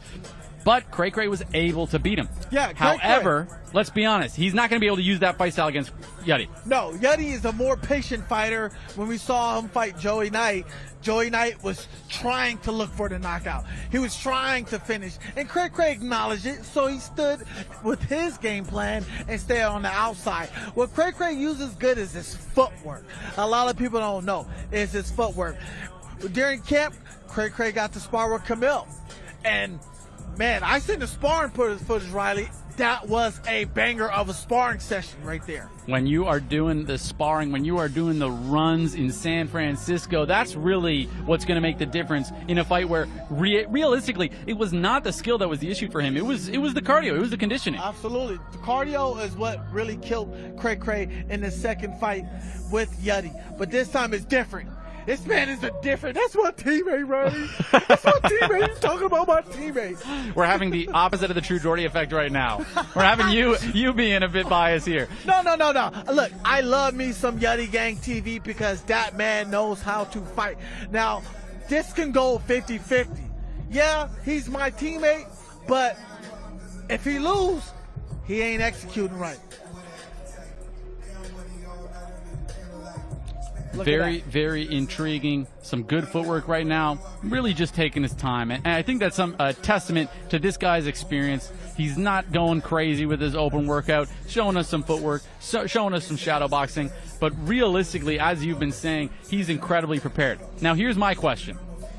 When fighters fight each other multiple times, ring IQ becomes a big, big important factor. Because who can learn their opponent better when they've had so much time in the ring together? Yeah, no, absolutely. When I look at Yeti, obviously Yeti has more amateur fights. He's been doing it longer than Cray. Cray is only 22 years old. So when I say who has a more ring IQ, I'm going to go with Yeti Gang because he's been in the game a lot longer than Cray. But when we look at the difference between Yeti and Cray, Yeti tends to stay in the pocket and he's more patient looking for the counter. When you look at Cray, like I said, he has a Pacquiao in and out style. He likes to move around. He likes to feel the ring and touch everything. I'm very curious to see if Yeti Gang is going to be able to solve the puzzle of Cray or Cray is going to be able to apply the pressure to get the win. Now, you were saying that Yeti might have more amateur experience, but Cray has been fighting guys quite literally outside his whole life. Police officers, school teachers, my best friend, your best friend. The guy's been doing it since he was a kid. And when you look at Cray, you look at him like, hey, how is this YouTube kid actually that good? That's what I always wondered. When I saw him, I was like, this was just some guy sparring random people at a basketball court, and now he is fighting for the Misfits lightweight tournament win. Yeah, this guy's quick. When I spar with him, Riley, when I tell you this guy was just running and popping me, moving, I was getting frustrated. I'm like, okay, I'm gonna need to put some salt poppy holding on you to stop you, buddy. So I had to grab him up and just, but Cray looks amazing, but let me not take away from Yeti Gang. He looks amazing. Yeti Gang, when this guy takes off his shirt, Yeti's ripped up. This guy looks like Wesley Snipes, ripped. Which is just a testament to the ability of these guys. I mean, Cray has fought his way back into the tournament. He was a late replacement, then he lost, and then he was able to get his way back in with another late replacement. So let's hear from Ben Davis to talk to the man himself. Ladies and gentlemen, I'm here with Lil Cray. Lil Cray, third time out against Yeti Gang. What will be different on Thursday night? Should expect more explosives from Lil Cray. Coming back with a vengeance, so yeah, it's time to pop out and show out come November 28th. Cannot wait. Ladies and gentlemen, Lil Cray. Ladies and gentlemen, I'm right here with the one and only Fox the G. These are some guys that maybe one day you'll be fighting. How are you looking at this fight? Oh, man, this is a hell of a fight. You know, these are two, in my opinion, are the best in the lightweight division. As you said, definitely future opponents, so I'm keeping my eye close on both of them. But, yeah, man, I'm excited for this one. Any leaks that you can give us for maybe your potential return? I don't got no leaks. I think it's kind of public now. I was supposed to be fighting with Lead, but obviously he had personal issues he had to pull out, but it's okay, man. We'll get it running in January, either him or anybody else, man, whoever. Well, Fox, don't go anywhere, but we're going to throw the Huss right now to keep these live workouts going. Ladies and gentlemen, and now please welcome to the ring, Luis Pineda.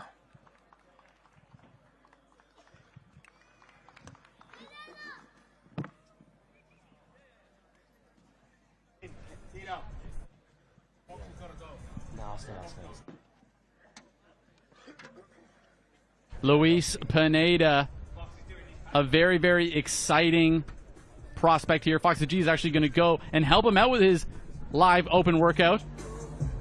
AT, talk to me. Man, like, this is Luis Pineda. You love him and you hate him. And when I say Who you love hates him him? and hate him, you love him because he's Luis Pineda, and you hate him because you love him so goddamn much. That's why I say you love him and hate him. Now, Luis Pineda, he's not your average influencer and crossover boxer. He went the traditional route in Mexico as a professional boxer. Of course, he got the opportunity to fight KSI, and KSI came out victorious. But Luis Pineda is not no slouch. When I look at Luis Pineda, his record on Misfits is 3-2-1. And a very, very tall, rangy fighter. He uses it very effectively. He's been able to get wins in the Misfits banner, as you said. His most recent fight against the very dangerous Ed Matthews, and he was able to get the job done. I thought that was funny. I'm not gonna lie. To knock somebody out the ring, that's impressive. To do that look, Lewis is a very dangerous guy. As you can see there, Deji arriving here with Danny Aarons, the two embracing. Just some of the stars that are out here in Qatar. With Deji himself fighting. Finally getting him to see him again. Yes. I think that'd be a great matchup, those two. Danny Aarons versus Deji, but AT sprinkling in sprinkling it in. Hey, wait. But I definitely need Danny Aarons to get a couple of more fights in before he challenges Deji. Very tough fight for him. I want to see Deji and Aaron improve. But look, we got Luis Pineda back in there. What makes Luis Pineda dangerous is he's long and he knows how to use his reach. And I'm very curious to see, is Swarmz going to have the educated ability to be able to navigate the straight punches from Luis Pineda. Luis Pineda has done a very, very good job to have those, as you said, educated straight punches. Now, he's not the fastest guy, he's not the most physically built guy, and he is very susceptible to the body punches. But we haven't really seen that from Swarmz. However, in that pad work, he was throwing left hooks to the body. Absolutely. When I look at Luis Pineda as well, he has a Mexican style stance. Comes forward, he can take a punch, he's going to give a punch, and he doesn't stop right. Luis Pineda with Fox the G now holding the mitts. Fox is trying to talk to him. I don't know if does Fox speak Spanish? I do not know. I just think he's like, I don't speak Spanish. You speak Spanish, right? I'm trying, man. I'm learning. The only thing I know is es importante para mí saber yo quiero Taco Bell life bombs. That's all I know in Spanish. Now, Luis Pineda, obviously, he's got good combinations. He's showed that. He also has quite decent cardio. I think that it's going to be a huge test for Swarmz, is if Swarmz has really leveled up to that next level. Luis Pineda has, I don't want to label him as a gatekeeper in any regard. However, in some ways, he kind of is. He's that pro standard. Are these guys able to beat someone who has legitimately fought in pro boxing? Very true. Look at Pineda. He's throwing a clean left hook. He's keeping his hands up. He's keeping his footwork. And his right hand is fire. Swarmz needs to be patient coming in the pocket when you're fighting a guy who's dangerous like Pineda, because Pineda can finish you. And he uses every single inch of that reach. Look at him, popping it. The only thing I would say about Pineda is when he throws his punches, he brings it back too close to his body, to his face, which definitely knocks off his timing. If I'm Swarmz, I'm keeping my distance, and I'm just watching out for them big shots. Fox doing an amazing job owning pads. Fox, the young man himself, we can't wait to see him back in the ring soon. But I mean, what Fox can do, he can commentate, he can coach, he can hit mix, everything. This guy's doing it all. I mean, you got Coach Saul out there. He's also working Pineda's corner as well.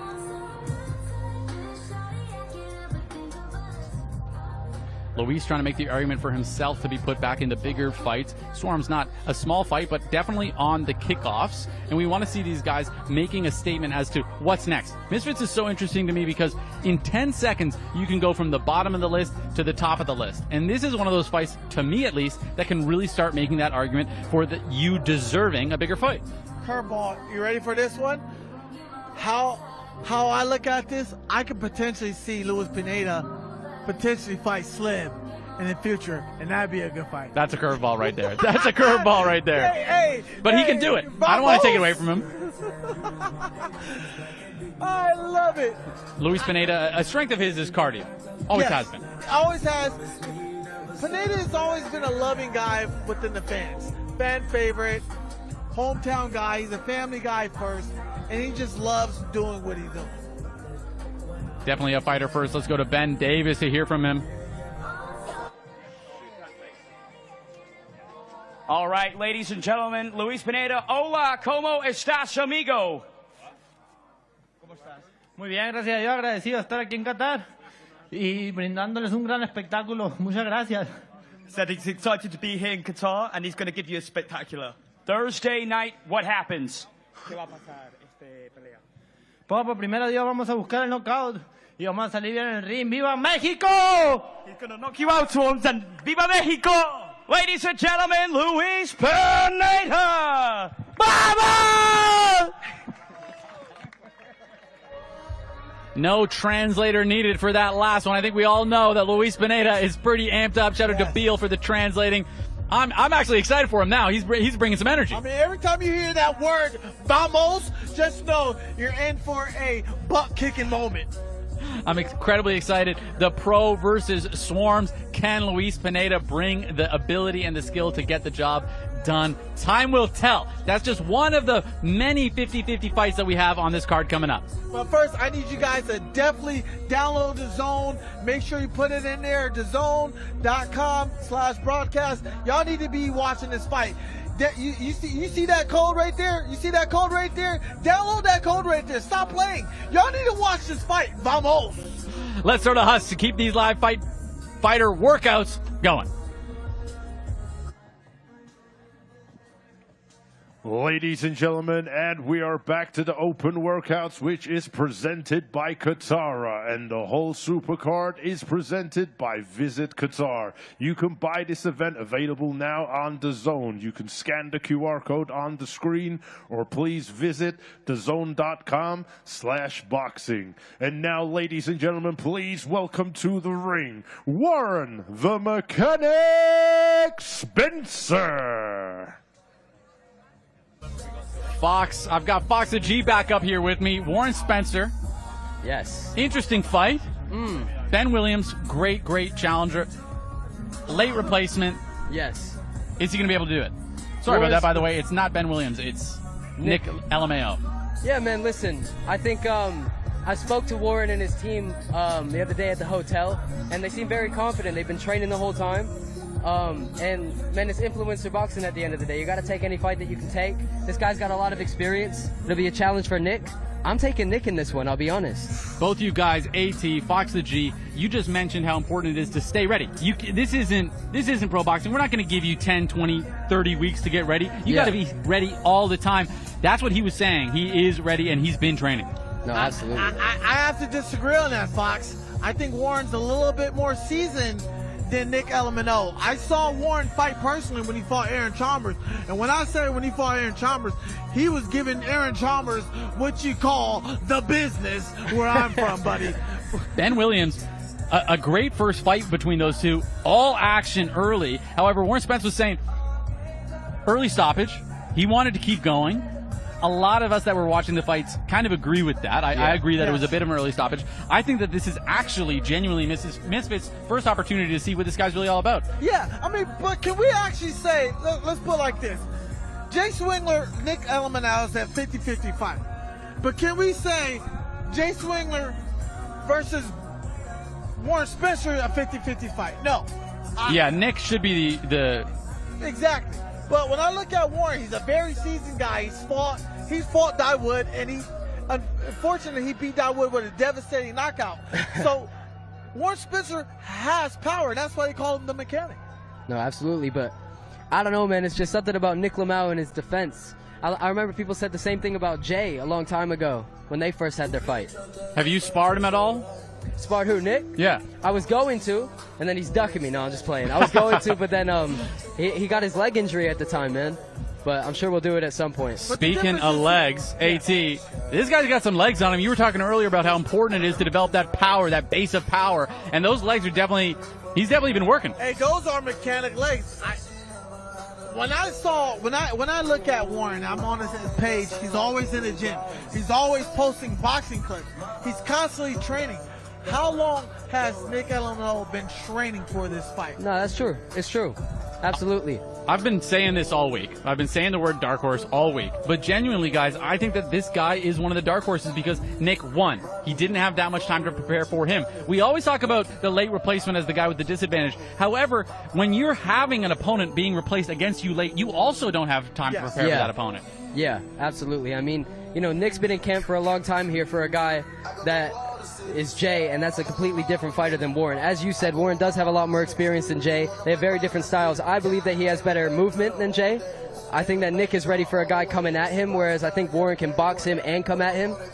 So I agree with that point for sure. Ben definitely swarmed him. Ben really didn't give Warren much of an opportunity to show us his actual boxing ability. Yeah. It was just a dogfight, all gas, no brakes. Ben Williams, a young man himself, incredibly fit, always super ready for a fight, so he can bring the pace like that. Nick was talking about that same thing. He said, I can bring the pace, I'm super fit. So I'm very curious to see who is going to be able to weaponize the cardio better. Now, if we look at Warren, look, I see Warren, he's jabbing. Yeah, even though his hands was low, he's moving his head off the center line. That prevents him from being in danger. Look at that. No, he's looking comfortable for sure. He looks very comfortable, but look at that footwork. And I stress to you viewers out there, basic boxing fundamentals, footwork, ladder drills, moving your head off the center line. Don't have your head standing there because you're going to get popped. He's looking fast. He's looking prepared. We'll throw to Ben Davis here to talk to the man himself.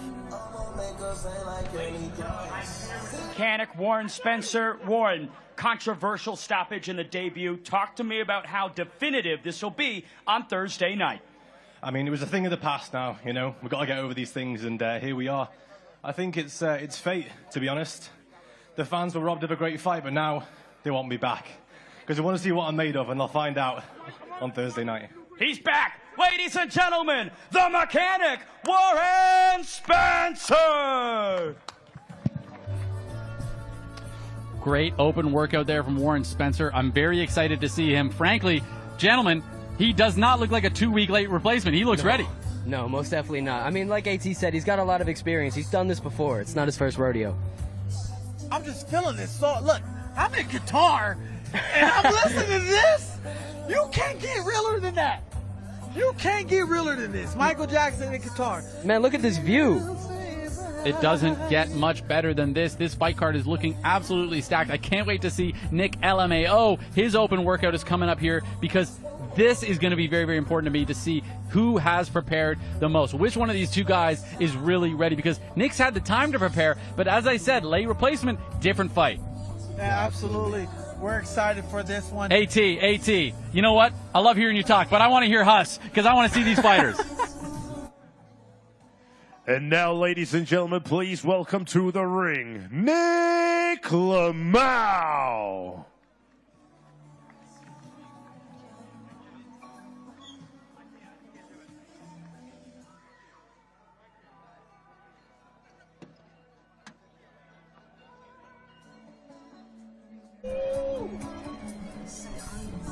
Now this is my song, and he coming out with style.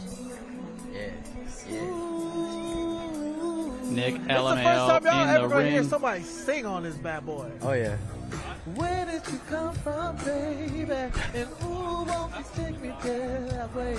Now we got Nick LMAO. Now, lots of people don't know about Nick, but Nick came on the scene fighting Jay Swingler. And my goodness, when I say he came on the scene, he came on the scene swinging, Riley. Talk to me about it. That's the thing, is he brings the intensity, he brings the heat, but he's also very, very cardiovascularly sound, and he's apparently good in that sparring. This guy has it all.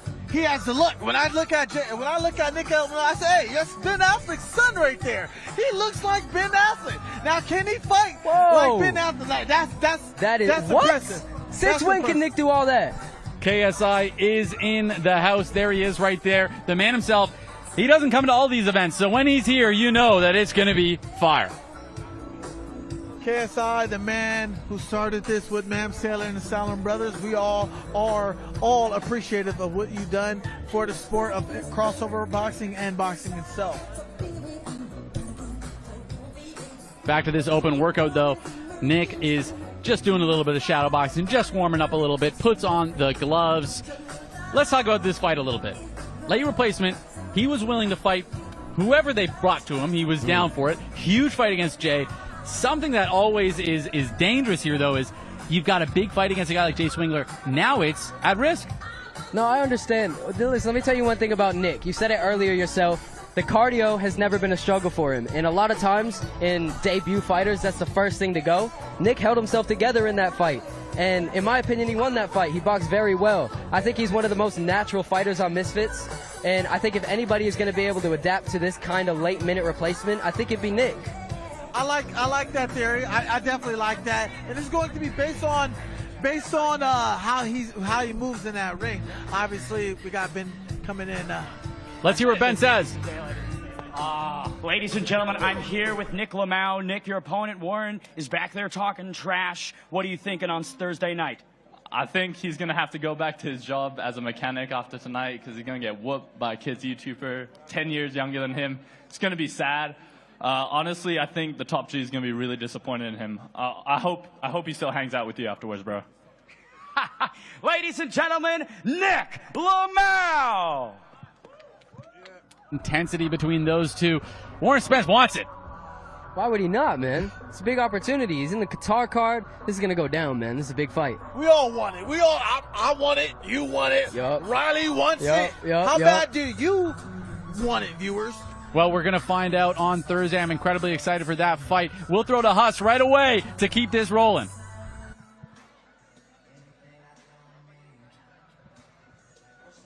And now, ladies and gentlemen, let's please welcome to the ring, Ben Williams.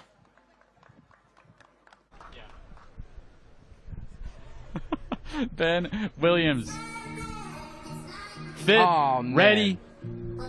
He rinses this music, though. Ben does rinse this music. I'm getting Beach Boy vibes from Ben. Like perfect piece, chiseled body with the Under Armour over it. Man, this guy's a star right here. Oh my God, he's been a star since his first fight, man. This guy is so confident, and you know, there's a reason why. I saw him post on Instagram. He's been amateur boxing since he was a kid, so a lot of experience. A lot of experience, but also a lot of heart. He is a fighter first. He's Irish, as he always says, doing backflips, showing us his abilities. This is the type of guy that brings the heat and the pressure. He said, and I quote, "Us Irish, we're not here to take part, we're here to take over." And I believe it because he's taken over the scene with his following, his fan base, and that perfect teeth of his. Oh my God, AT. I think those teeth were purchased. Yeah, I was gonna say, you can't even say that, man. Hey, the pearly white teeth, but they are beautiful. Let's see if he has those teeth after this fight. All right, enough about how handsome he is. Let's talk about his actual boxing right now. Hey, Ronnie, pause. Pause. Oh my goodness. No, this is a guy that I'm very, very intrigued by because he starts off very, very hot. And he says he's never been dropped, he's never been hurt in his entire life, not even in training. So he has that confidence. However, that can sometimes be a bit of a crutch because when you've never been hurt, you don't know what it feels like. And if there's a man that's going to hurt him, I'll tell you one thing. It is Jarvis. You know where he's been training, that Mayweather gym. He's also been sparring in Mexico fighting professional fights, apparently. Yeah, man. So Jarvis ain't, listen, a lot of people are giving Ben the edge here in experience, and I agree, but you also got to think about how much experience they have without the headgear. We're going to throw to Ben Davis to hear from the man himself. Ladies and gentlemen, I'm here with the challenger, Ben Williams. Ben, championship opportunity Thursday. What happens? Gonna take that belt home back to Ireland, baby. You know how we do. Out here in Qatar, beautiful place, big opportunity. So yeah, just gotta go do it now. Message to Jarvis. Best of luck, all I gotta say.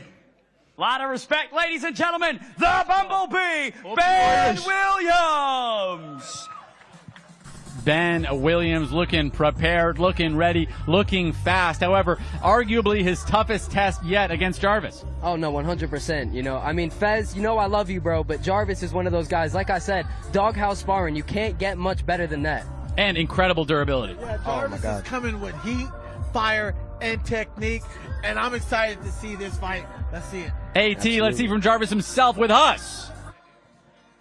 Ladies and gentlemen, and now please welcome the champion, Jarvis.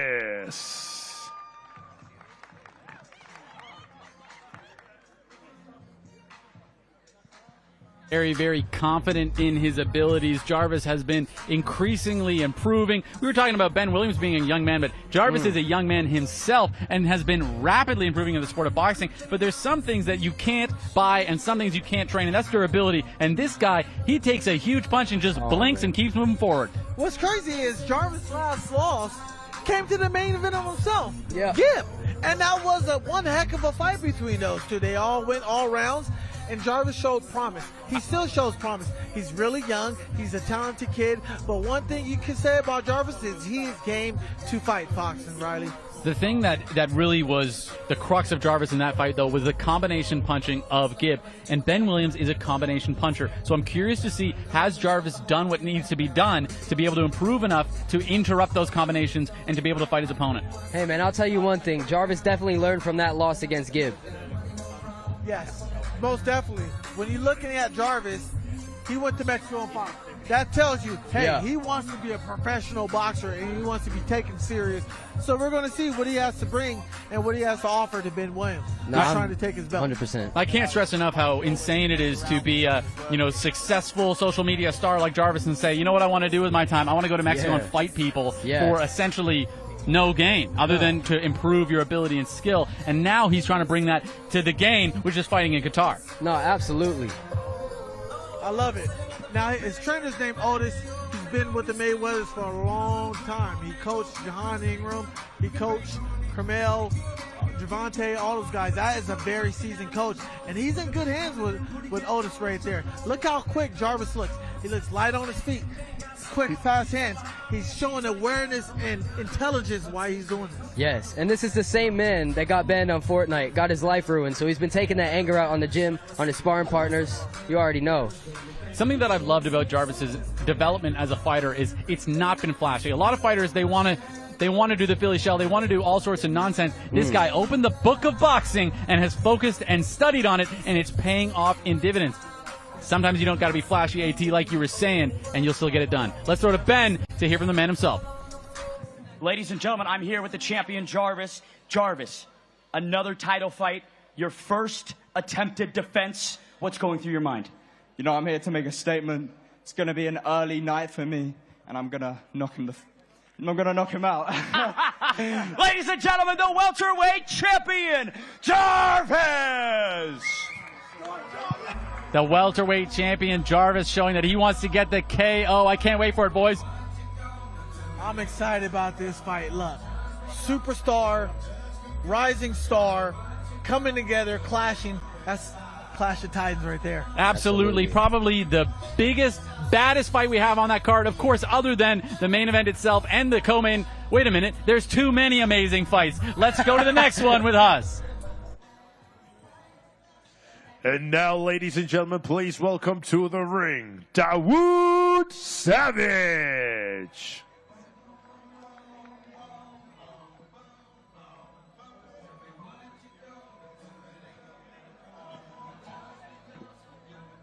Dazn, this man stole the show at the press conference, Riley. Tell me about it, brother.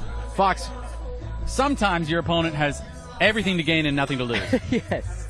No, absolutely. I mean, this is the exact example of that. I remember I had a fight in Dubai against one of this guy's friends not too long ago, and he fought against Salt Poppy, and Salt finished him in the first round. Obviously, he doesn't have the best of records, but now he's on the biggest stage you could be on in influencer boxing. And just because you haven't won all your fights does not mean that you haven't been improving. And he's been in the gym working out twice a day, getting ready for this fight. Man, look at his opponent. Look at Deji. You know, you can say what you want about him, but Deji has the same backstory. But wait a minute.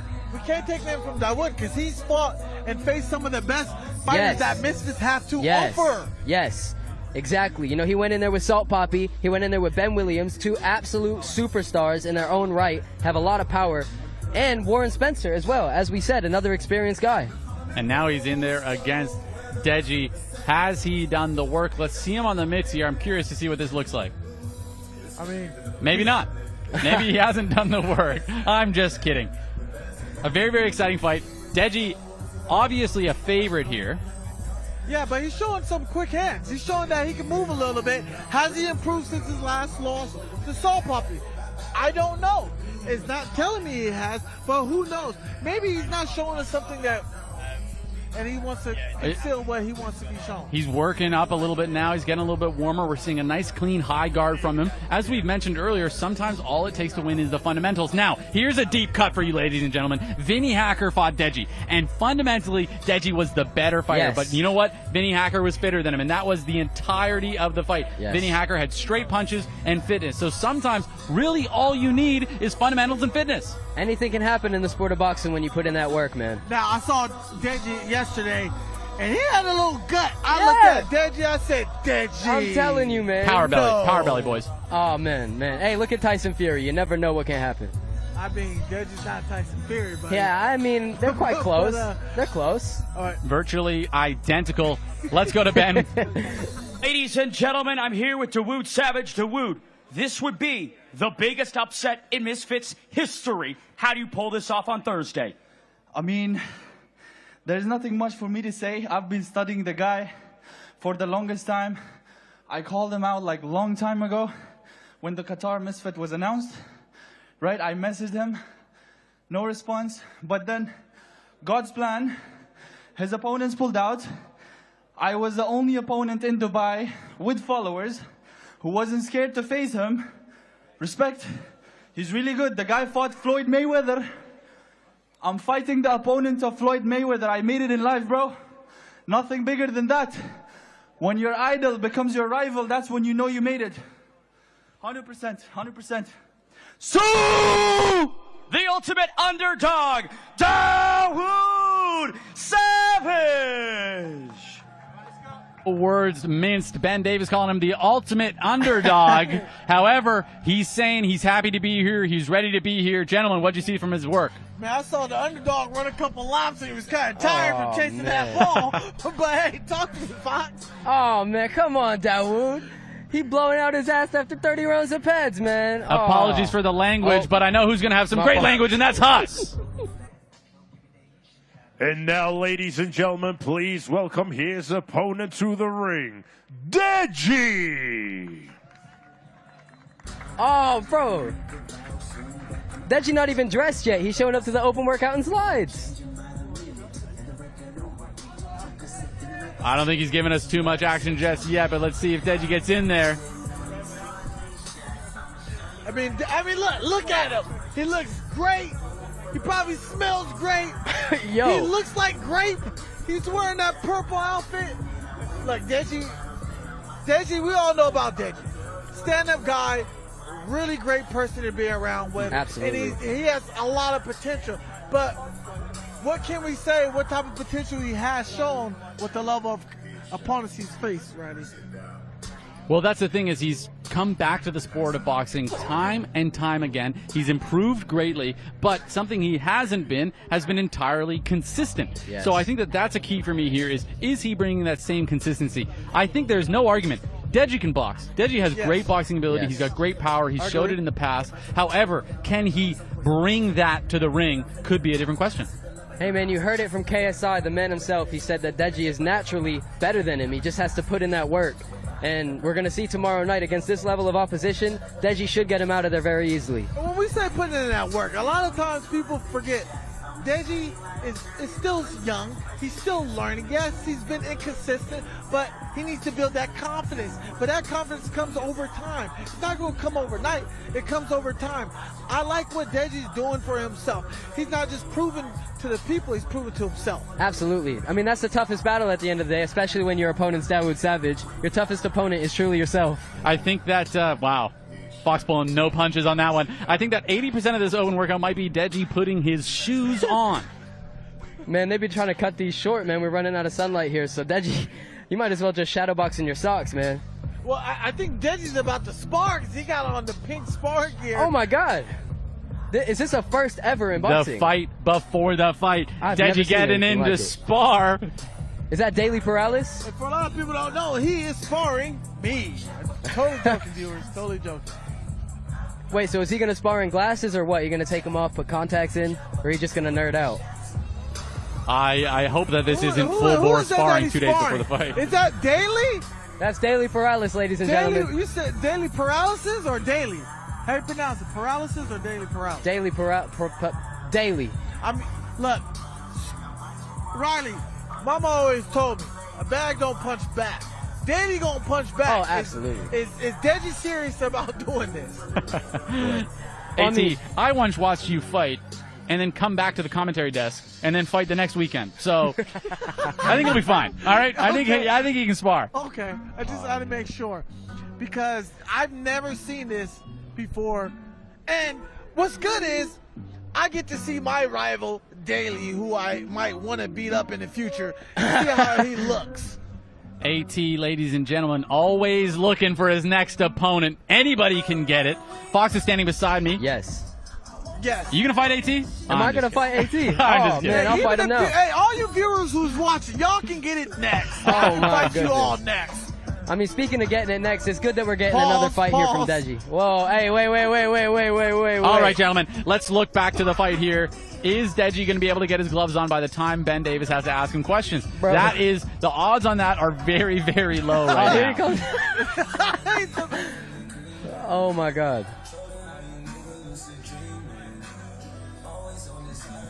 But let's be honest, what do you this think guy. about this, Riley? Sparring in the middle of open workout.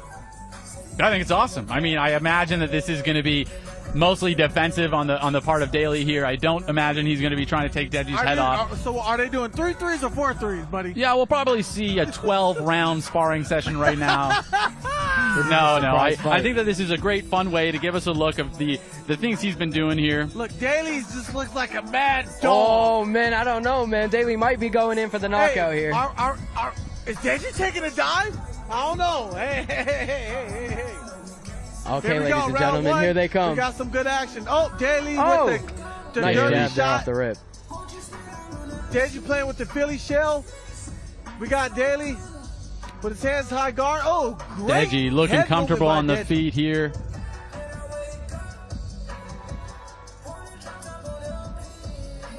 I like Deji's footwork. Good triple jab, 2 to the body.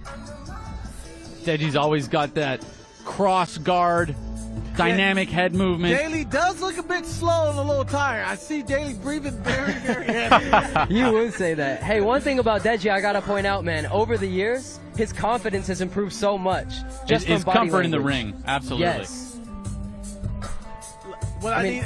I like how Deji's being confident, but more cautious too. Great head movement as well. Yeah, absolutely. What I love need his from posture. Daly, I need Daly to move his head more in his feet because he's getting caught by clean punches by Deji, and Deji's clearly winning this fight, Riley. Let's call it like it is. We're seeing great movement from Deji, a lot of comfort in the ring, and just frankly, more experience than his opponent. Even though his opponent has multiple fights, Deji also has multiple fights. That doesn't necessarily translate athletically. We've always been saying it for years now that Deji always was athletically gifted. Well, I think this is an even matchup. I think Daly's on a similar level as Deji. I can agree, but who knows? I want to see action. I was talking about Dawood Savage here, all right? Oh, my bad. I was not talking about Daly. I got that confused for a second, too. Man, AT took that and ran with it. How much are they going to show? I'm actually very surprised. I didn't actually expect to see any sparring here. I'm not going to lie. Well, many firsts always coming from Deji.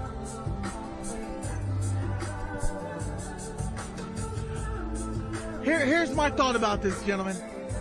Yes, Deji's doing what he's doing, but Dawood is coming at him with nothing to lose.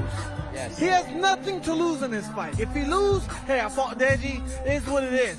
But Deji has to be mindful. Dawood is coming at him crazy this fight. Oh, 100%. I'll tell you one thing. In my experience as a fighter, I had my first fight against Jay. I was the underdog, and I was comfortable because I knew that no matter the outcome. Let's hear from Ben.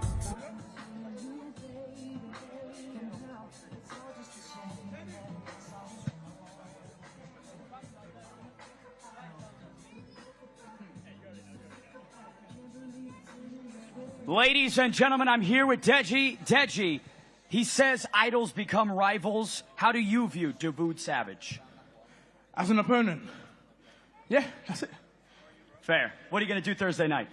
Absolute domination. Domination. I was thinking demolish and domination, yeah. Demolition, there you go.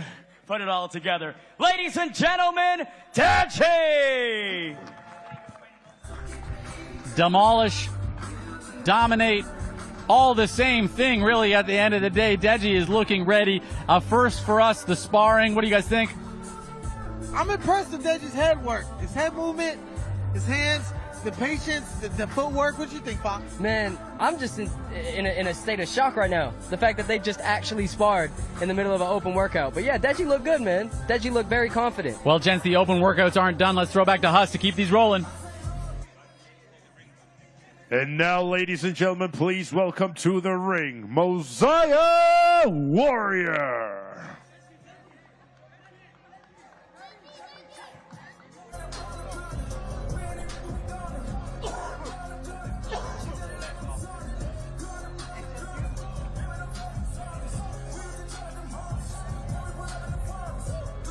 Masai Warrior, tough test for his first fight. I'm curious to see if he's going to be able to get it done. Two very, very, let's say unproven fighters, and a potential to become a future Misfits star. Yeah, I mean, this guy's fighting. He looks tough. He's got the look for it, that's for sure. Yeah, absolutely. You look tough, but are you tough? And when I say tough is, he's fighting a tough opponent. Yes. And HS Tiki-Taki, who is the GOAT of Misfits boxing, as proclaimed by Mams Taylor. But he's yet to prove it. So can he deliver? People have this thought of him. People have this hype behind him. But is he actually going to be able to deliver? And that's this fight. That's this test. Let's call a spade a spade. George Fensom had no business being in the boxing ring. No way. No, you are 100% This is a completely different fighter. Right. But also, this is his very first fight as well, making his debut, I believe. Yes. And he looks sharp. Throwing a jab, but he's kind of making a mistake, stepping in a little too far with the right, but I don't know. AT's being a little generous today. Hey, I'm just saying. Don't quote me. Still, at the end of the day, HS Tiki-Taki was also relatively untrained for his last fight. This fight, he's been training. We finally get to see, is it just athletic ability? Is it just talent? Or is the skill going to be able to translate as well? I love it. I love what you're saying, Riley. That totally makes sense. This guy's a big dude. HS is a big dude. Somebody's going down. That's the main point that I want to make. Anything can happen when you're this size. One punch lands and it can change or end anything. Yeah, absolutely. This fight's at heavyweight. Big fight. HS, big favorite. And HS has shown just incredible athletic ability. But you know what? AT, as he warms up here, he's looking a little bit better. He's definitely cutting off his own punches. As you can see, he's jamming up his own punches, not really extending them to their full extent. Yeah. When you look at new people who are getting into the scene of boxing, and when I say getting into it, there's nothing wrong with starting off, learning how to fight. The great started. But when you look at his right hand, he's very tense and it's right next to his face. Yes. He needs to be a little loosened up. Trust your foot. Trust your basic fundamentals. HS's first boxing footage I saw from him, he was already looking great. I mean, some people just pick it up very quickly, and some people don't. So I'm curious to see, fight night, is Masai Warrior going to be able to, develop these skills quick enough to be able to win? I'm going to point out something real quick. How the heck did he get a new Misfits shirt before me, Ryan? Man. Let's hear from Ben Davis to find out how he got that new Misfits shirt. AT. Ladies and gentlemen, I'm here with the Masai Warrior, HS Tiki-Taki. Still not seen. What do you think of this? Whatever mind games he's playing, I'm ready for, innit? Do you know what I mean? So we're here, we're staying sharp. I'm ready for whenever he's ready. Thursday night, what happens? Let's get it Thursday night, knockout. Ladies and gentlemen, the Masai Warrior! Fox, HS Tiki-Taki, still not even in the building. Yeah, where is he? I have no idea. We haven't seen him yet, even in the hotel. Hey, time is ticking and talking at the moment. Oh, my goodness. I'm very excited for that fight, but we have very much more action coming to you with us.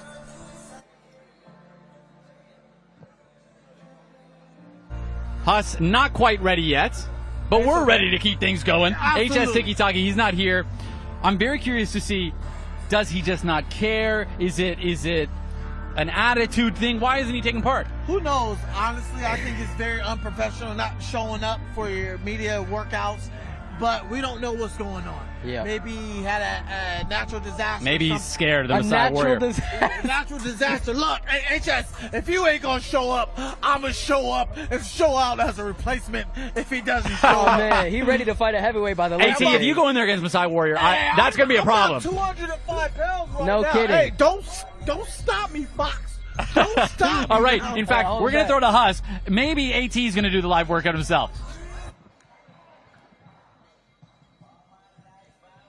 Ladies and gentlemen, and now please welcome to the ring, King Kenny.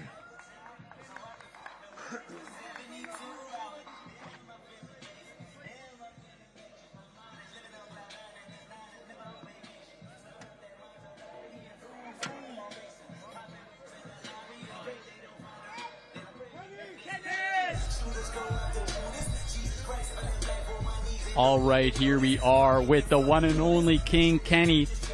He's got a T-shirt on that says 6 rounds. How fast did he make that T-shirt, AT? Man, he went to the mall and had it printed out, ready to go in the next 45 minutes, and made a couple. I was hoping to get a 6-rounder, but look, it ain't happened. He got his goons with him, his buddies with him, call him what you wanted. AT, I believe it did happen. 6 rounds. Yeah, 6 rounds is official. That's what Ma'am Sailor was saying. He flipped a coin, man. How did he get a 6 round before I get a 6 round? Man, who knows? God knows. Still, maybe I if think you that complain about it enough, you'll get what you which one want. is King Kenny? Because everybody's tall in there, and I don't know who's who. AT, I think it's time to study your fighters. You fought the guy. You stood directly in front of him, and you can't tell who he is. Hey, look. I just signed a contract. I knock him down like bowling balls. Hey, man, Kenny's looking sharp as always. Anybody can get it. Anybody. You can never be my first, but you can always be my next.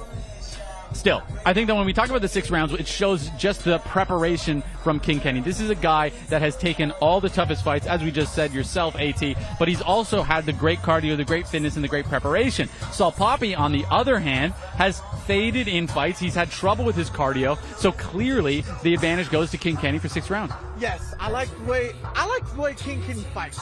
He fights as a traditional boxer. He reminds me, and this fight reminds me of a more Thomas Hitman Hearns. He knows how to use the jab. He knows how to use his range. But can Kenny withhold that pressure from Salt Poppy? King Kenny coming off a great win. Fox? Yes. Listen, man, I'm going to tell you one thing. I've been training with Salt Poppy for a long time now. Coming up on a year and a half, I believe. Listen, this is definitely the fight that the team has wanted. You know, this is a fight that people have been looking forward to. They debuted on the same day. King Kenny is a very sharp fighter. This is indefinitely, in my opinion, Salt's toughest test. You see how sharp he is on the pads right now. And like you said, he's going to be able to go the full 6 rounds. I obviously believe that Salt Poppy is fully ready for the challenge, but I'm excited to see this fight. This is a fight that, again, as we've been saying, is a real statement fight. Can King Kenny put himself in a position where he is going to be, quote-unquote, next in the Misfits realm? A great win coming off against Adam Brooks, being able to really reestablish himself as a star in the space, and a guy that's really just been a dog the whole time. Oh, absolutely, man. He's a real fighter for sure. Let's go to Ben to hear from the fighter himself. Ladies and gentlemen, I'm here with King Kenny. King Kenny, bit of a contract situation yesterday. How much heat does that add to this fight? Well, 6 rounds, baby. There's a reason why he didn't want to do 6 rounds. He's not conditioned for it.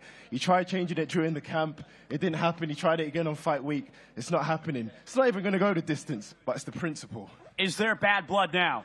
Yes, he's getting it Thursday night. Tune in. Ladies and gentlemen, King Kenny!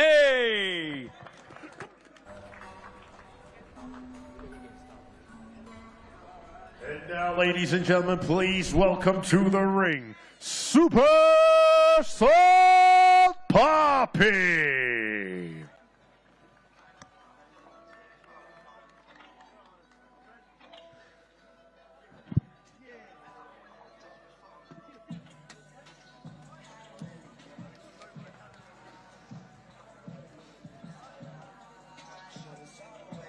Pressure on everybody over the years.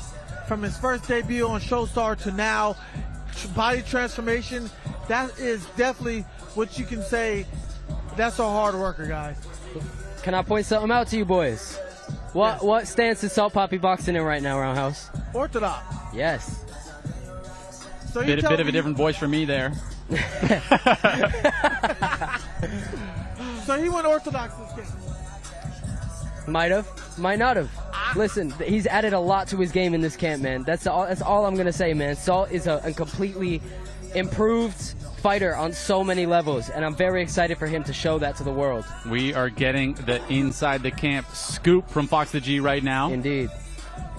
So, Fox, since you've been to camp with him, how is he coming out in the first and second and third and fourth and fifth, sixth round? Man, I'm already just gonna tell you this right now. If King Kenny doesn't think that Salt can do 6 rounds, he's in for a very rude awakening. But as I said, we have so much respect for King Kenny. At least I do personally. I think he's a great fighter. It's going to be a heck of a fight, man. It's going to be a really, really good fight. It will. I think that's what everybody knows, and it's a testament to the fact that you're saying he's obviously ready for 6 rounds because he's agreed to it. Yeah. So he's going in there on Thursday night, prepared against a very challenging opponent. But as you can see, King Kenny grilling him right now. Both these guys really want this fight. This is a main event fight itself. This right here is going to have some of top prospects and even some real big-time boxers like Anthony Joshua and those guys wanting to watch this fight. Let's hear from Ben. Poppy, Salt Poppy, he says there's bad blood now. How do you feel? There's no bad blood. No, I'm ready. I know exactly what they're going to do. 6 rounds, I'm ready for that. I know exactly what they're going to wear. And I probably know what music they're going to play as well. And I'm ready. Thursday night, what happens? I'm going to knock him out. I love it. Ladies and gentlemen, Super Salt Poppy! Ladies and gentlemen, make sure to remember to buy this pay-per-view at DAZN.com/boxing. That's DAZN.com/boxing. But that's not all that's going to be on DAZN, because we're talking about the home of boxing here. Let's check out everything else to come. Hello, people. Me again. Fight Week on DAZN is non-stop action. Access all areas of the biggest fights. That's fantastic. From grand arrivals and weigh-ins. I'm not here around, I'm here for war. To open workouts and pandemonium at the presses. There's going to be so much faith. All analysed by the biggest names in boxing. I'll end this. Get him out of boxing. It's over. That and so much more, even before the bell rings.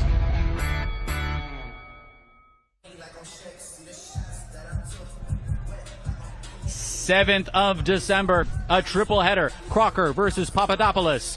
Quartermain versus Battison, and Paro versus Hitchens. As well, reignited Usyk versus Fury 2, Saturday, December 21st.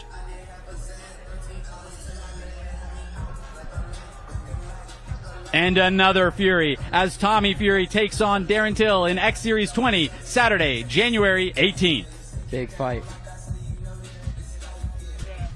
And don't forget, ladies and gentlemen, tonight, the Ade and Ariel show.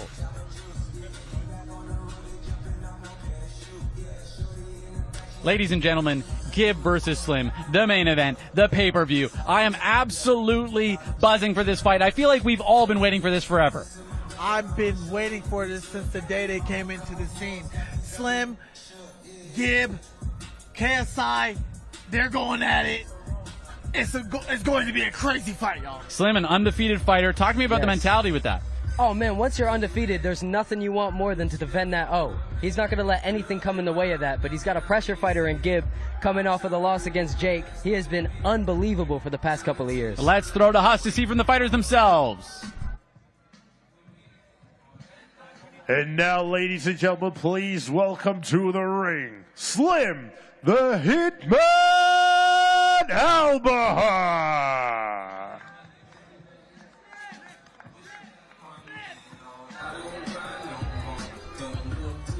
Here he is, the main man himself, Slim, looking confident, looking prepared. You could almost call this a hometown fight for the guy. This guy's just oozing with confidence. Look at him. He's smiling. I haven't seen Slim this happy in a very long time, Riley. People criticized his willingness to take on a challenge. I don't know of more challenging fights than KSI or Gib, and he's taken both of those fights back to back. Absolutely.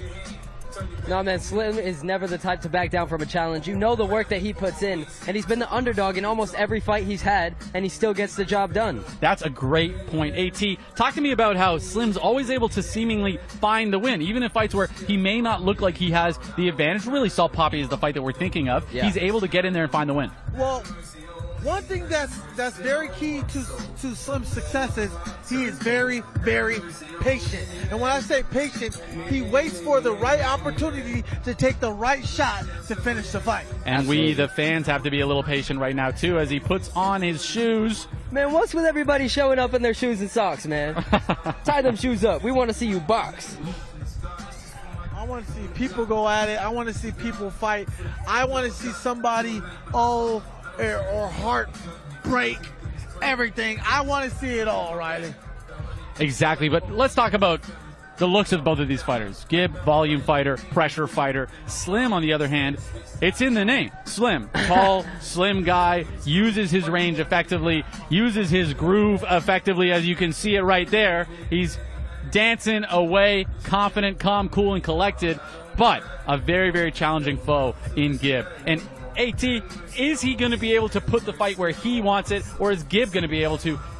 Well, Slim can do what you're saying. He can do as long as he keeps his distance, he stays on the outside, and he stays pressure. But if Gib decides to apply that pressure early on and use that to advantage, it can definitely affect Slim in the long run. No, absolutely. The one thing that I think Slim's detriment is in this fight could be the gas tank, because obviously Anesongib is well renowned for that gas tank, and we have seen Slim struggle in the past. I think it's going to be a battle of the cardios. And 8 rounds. Yes. Full fight of Misfits first. Yes. But that's got to show some confidence, AT, even in Slim.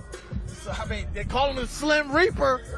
They call him they call him the Brooklyn Riddler. Look at that, man. That guy can talk, he can fight, and he can dress and back it up. Another thing I love about Slim, he absolutely loves boxing. He loves what he does. He loves to be in the gym. He doesn't leave the gym. This guy probably fights, goes home, gets off the flight, and his first stop is the gym and then home, knowing him. What I like about Slim the most, Riley, is pay the man, he'll fight anybody you want. As long as you pay that man. Yes. Only place that's paying him is Misfits Boxing. Slim has improved greatly, and I think that he's someone, I've been guilty of it too. People have doubted him. People have doubted his ability, and he always shows up and is able to win. He's also done a great job at really slowly developing into the sport of boxing, taking his time and taking opponents harder and harder every time to show his skill and ability. Yeah, Slim has definitely came a long way. He's definitely a fan favorite. We all know that. And he finally gets his big shot as the main event and pay-per-view. Hey, man, Riley, just like you said earlier, man, I have definitely been guilty as well of doubting Slim Albaher. And listen, I've been rooting for Gib since the start of his career. You know I want to see him win fights, but I can't even doubt Slim in this fight. Truly a 50-50 fight. I'm very curious. It's one of these things where people ask me, I'm very rarely left speechless. I almost always have something to say, even if it's wrong. Yeah. But this time, I just haven't had any words to be able to define how intense and how close this fight is. Nah, man. This fight, to me, this fight ain't even close. This fight's not even close. I'm not going to sit, Riley. Say it. Spit it out, AT. Uh-oh. I got Slim by first round knockout. First round? First round, buddy. Wow. Look. Here's why. And I'm praying to the gods. I need Slim to win. I need Salt Poppy to win. I need Salt Poppy to be Slim, and I need that rematch with Salt in the Philippines. And we got this whole fantasy land we call this wishful thinking from AT here. Not necessarily that he knows who's going to win, but he knows who he wants to win. Here we see Slim taking on the pads. He looks sharp. Slim is looking quick, guys. He is. He's looking crisp, and he's got those boxing fundamentals. Something that I love about Slim and something that people might not notice is he's not just good at range. He's great in tight and in the clinch, and he can often find the punch and find the leverage in tight. You've seen quite a few of his knockouts actually come on the inside, mid-range. Slim, for a tall fighter, for a long, lanky fighter, he really can fight on the inside, and I think that that's going to be the detriment for Gib. And Fox, you know this, you're often taller than a lot of your opponents. Yeah. When you're the taller fighter, and they have to do all this work to get through your range, and then you're still dangerous in close, where can they operate? Nowhere. That's exactly what I'm saying, and that's why I think Slim is so confident in this fight. That's how I feel in my fights as well, because I know I can keep you at range, but if you come on the inside, you can still get caught. I stress it, and I'm going to tell you guys, the viewers out there, I stress it. Basic fundamentals. Look at Slim. He's throwing a basic jab. You see how he keeps his right hand up? Yep. When he throws his hooks and his left jabs and stuff, he keeps that basic fundamentals. When you have those basic fundamentals, it gets you out of trouble, and he puts you in a great position to take advantage of your opponent's flaws. Absolutely. I mean, you know the pedigree that Slim is training with as well. Andre Rose, he is no joke of a coach. You see Slim post all the time, getting cussed out in the gym, abused in the gym. All going to pay off on Thursday night. Let's hear from Ben Davis. Ladies and gentlemen, I'm here with the champ, Slim, the hitman, Albaher. Slim, talk to me about this heat, the bad blood, the rivalry, this grudge match. Man, it's been 5 years.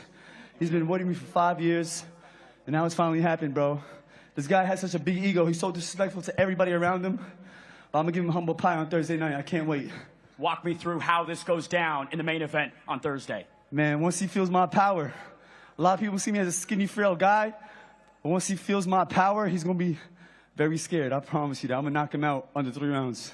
Ladies and gentlemen, the middleweight champion, Slim the Hitman Albaher!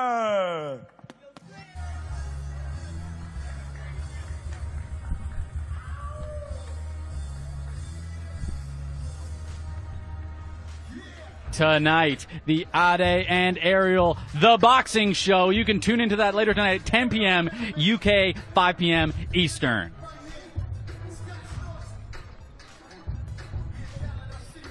Slim obviously showing incredible willingness to fight. Yeah. I love it. Slim Gib is going to be a masterful banger. This, you can put this in the archive of probably going down as one of the greatest fights of all time on Misfits, besides Dean and Waleed. That's number one, easily, with that great knockout by Dean. But this fight might top that fight as the greatest Misfits fight of all time. This is genuine bad blood. This is some of the most bad blood. Speaking of Dean and Waleed, I think this is the most bad blood on Misfits I've seen since then. These two guys do not like each other, and they want to knock the other man out. Absolutely. Slim has shown he has the ability, but Gib has also shown that he has the ability. So I'm very curious to see who is going to be able to enact their will early on in the fight. But it doesn't really matter. I was talking to Gib's team, Leon Wills, the man himself. He said he guarantees the last 4 rounds are theirs. So the first 4 rounds, in my opinion, and this is what I'm reading through the lines, all right, boys? Yes. Okay. But in my opinion, the first 4 rounds are really going to dictate the entirety of this fight. If Slim's able to hurt Gib early, that can really change the dynamic even into later rounds. But if Gib's team is obviously prepared to take this fight into deep waters, and that's where they want it, Slim can interrupt that with power early. It all depends how Slim dictates the fight. How does it go? All depends how good is Gibbs' cardio that they preach and say it is. Yep. We're going to see this Thursday night. Leon Wills, his fighters are always ready. That's a guarantee. Fox, talk to me about the importance of cardio in an 8-round fight. Man, I'm going to tell you something right now. AT, you can definitely attest to this, especially right now. There is no worse feeling than getting in that ring, being 3 rounds deep, having 5 rounds left, and being gassed out. Hold up. Fox, are you throwing shade at AT over here? He's always ready. Man, his belly throwing shade on me. What are you talking about? Hey, it's okay. Look, at the end of the day, you got to show up and show out. Never bend, never break, never fold. All right, let's see from the man himself, Gib. Let's see if he can show up and show out with us. Absolutely. And now, ladies and gentlemen, please welcome to the ring, Anesongib.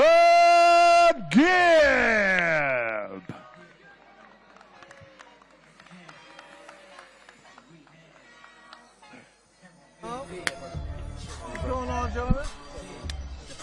Ladies and gentlemen, we got Slim himself up here with Gib in the ring.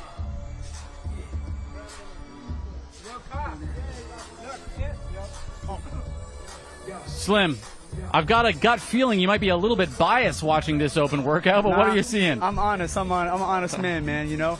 But I'm just watching him. I guess he's just warming up right now. But I don't care, man. I don't think every fight he had, he barely improved to me, in my opinion, honestly. Slim, you looked very tight and crisp and technical in your own open workout a second ago. Talk to me about some of the gaps you're potentially looking for in his boxing to be able to expose. I don't know. I just don't think his boxing skill is all that, man. I think he's maybe he might be a little strong. That's probably his best physical advantage, like his physical ability, you know, like his body and how physical in shape he is. But I felt like I've dealt with that everywhere. You know, even when I train in sparring, I always fought bigger guys than me. So I'm used to fighting a bigger, stronger man. I really don't see anything much that he could do better than me. I often remember about your face Temper fight. Temper, definitely a bigger man than you, right? Taller physically, and you were able to put that guy to sleep. Are you looking for an early stoppage? Do you want to take this into deep waters? Where do you want to see this fight? I'm ready to go anywhere, man. I trained very hard. I had a very good camp. I've been sparring lots of rounds. So I'm ready. If it goes 8 rounds, I'm ready for 10 rounds, 100 rounds, to the death. Whatever they want, bro. I'm ready, honestly. That's what we like to hear, AT.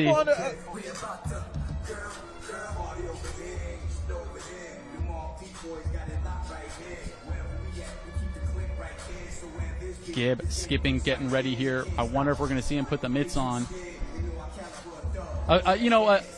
Incredibly important fight in my opinion. This is the top of the food chain for me. Of course, both of you guys, the KSI fight didn't go through. However, this is that great next step because you're really able to establish yourself as probably one of the kings of Misfits. Yeah, definitely. It's a very big fight. Gib, he worked his way up. I got to respect it. He beat everybody in his way. I beat everybody my way. And we're both risking a lot on Thursday night. That's the thing. It's high risk, high reward. I mean, that's something that both of you guys have been able to say to each other is both of you guys have established yourself through fighting through the game. AT, talk to me about what it's like to build yourself up as a fighter and be able to fight at the highest level. Well, definitely grinding it out, taking those tough challenges, taking those tough fights. And what I like about Slim is he overcomes the negativity that's on social media. Yeah, he has a smaller frame, but he has that knockout power in both hands. And that's what people are doing. They're underestimating Slim, and that's their problem. Now, Gibbs' team has talked about wanting to take this fight into deep water. I'm standing beside Slim right now. He's not even breathing heavy. He did his open workout, looking fine. Talk to me about the preparation. Hey, bro, I was sparring many rounds. I was doing 12-round spars, and I still felt fresh right after. I was sparring different guys every round, So, I feel the shape, I'm in impeccable shape. You were in the Shark Tank for 12 rounds. Yeah, 100%. 12 that's rounds. A lot. That's I was a doing lot. 12-round spars. Uncle Dre was taking it hard on me, I was taking it serious. He's a world champion level trainer, and I was having world champion level work, So I was working very hard. I did what I had to do, and my shape, I'm in peak condition. I have no excuses.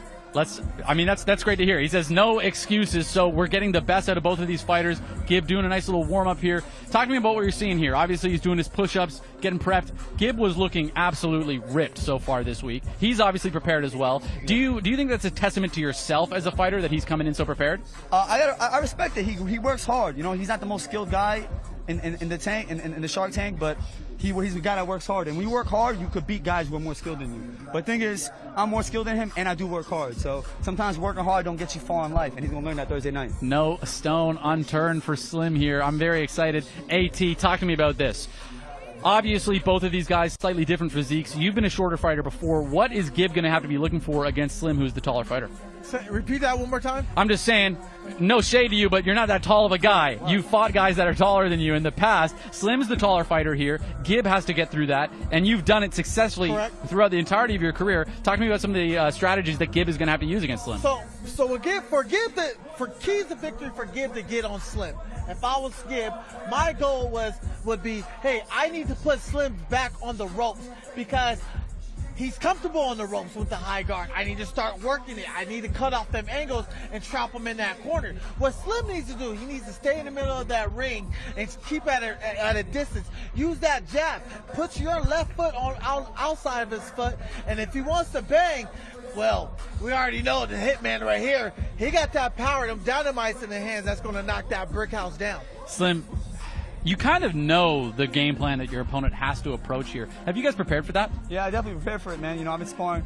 Like I said, I sparred a few world champions in my camp. I sparred Danny Jacobs. My main Danny Jacobs? I just called him out earlier. Yeah. One of my main sparring partners is Saddam Ali, too, former world champion. I'm in the ring with him. I did over 300 rounds with him, So, I'm very experienced with a high-level guy, So, I have the experience. I'm very comfortable in my skill set now. Before I'm learning on the job, But now I'm very comfortable with what I can do in the boxing ring. Now, obviously, at range, you're going to have the advantage. There's really no question about that at all. But in tight, you've had a lot of your knockouts. You're able to develop a lot of leverage even without a lot of range.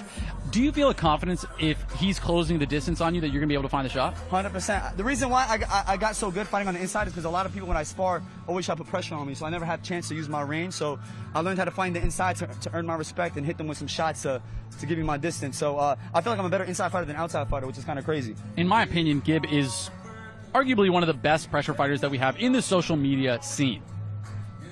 And I think that he's going to be able to develop a lot of pressure in this fight.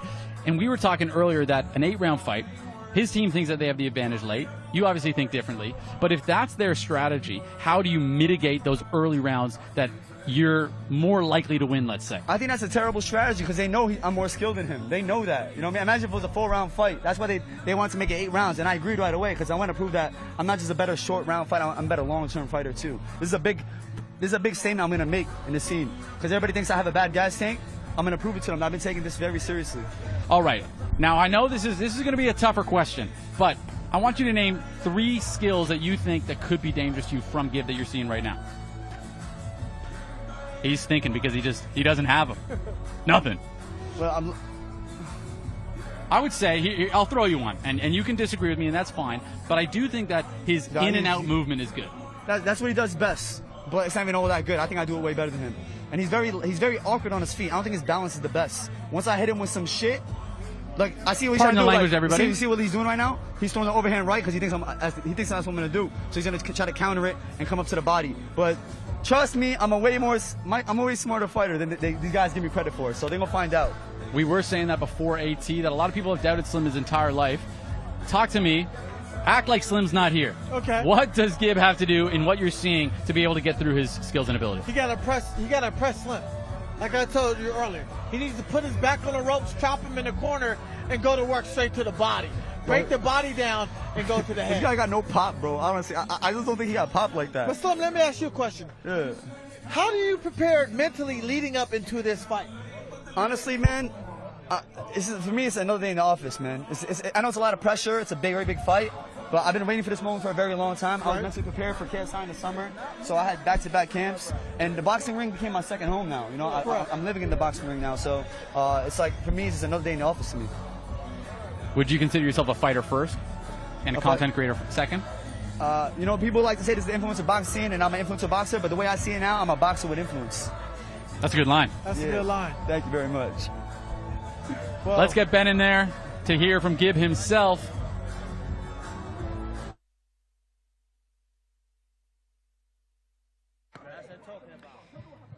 Ladies and gentlemen, I'm here with Gib. Gib, looking sharp, Thursday night main event. Talk to me about this. Listen, I'm feeling deadly. 10-ounce gloves on my hands. This is exactly what I like to love. Public workout. He knows it's detonation. We're taking him out. You've got KSI ringside right there. What's the message? What about him? What about him? Any message to KSI ringside? No, I don't give a shit about him. I'm fighting Slim. Fair enough. Slim. Final words to Slim. He's getting ginned. Ladies and gentlemen, the 7-figure giver, Anesongib.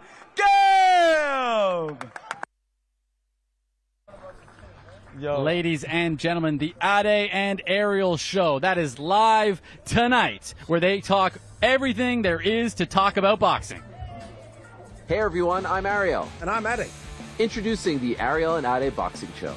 All the headlines and hard-hitting debate from the world of boxing. And we've got special guests every single week. So if you love boxing, you'll love this program. Every Tuesday, live on Dazn.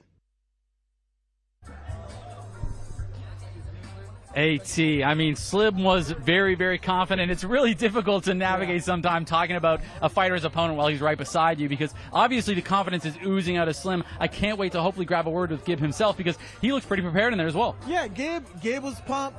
Slim is pumped. We got two egos about to clash, but one ego has to get deflated, and I just hope the best man wins.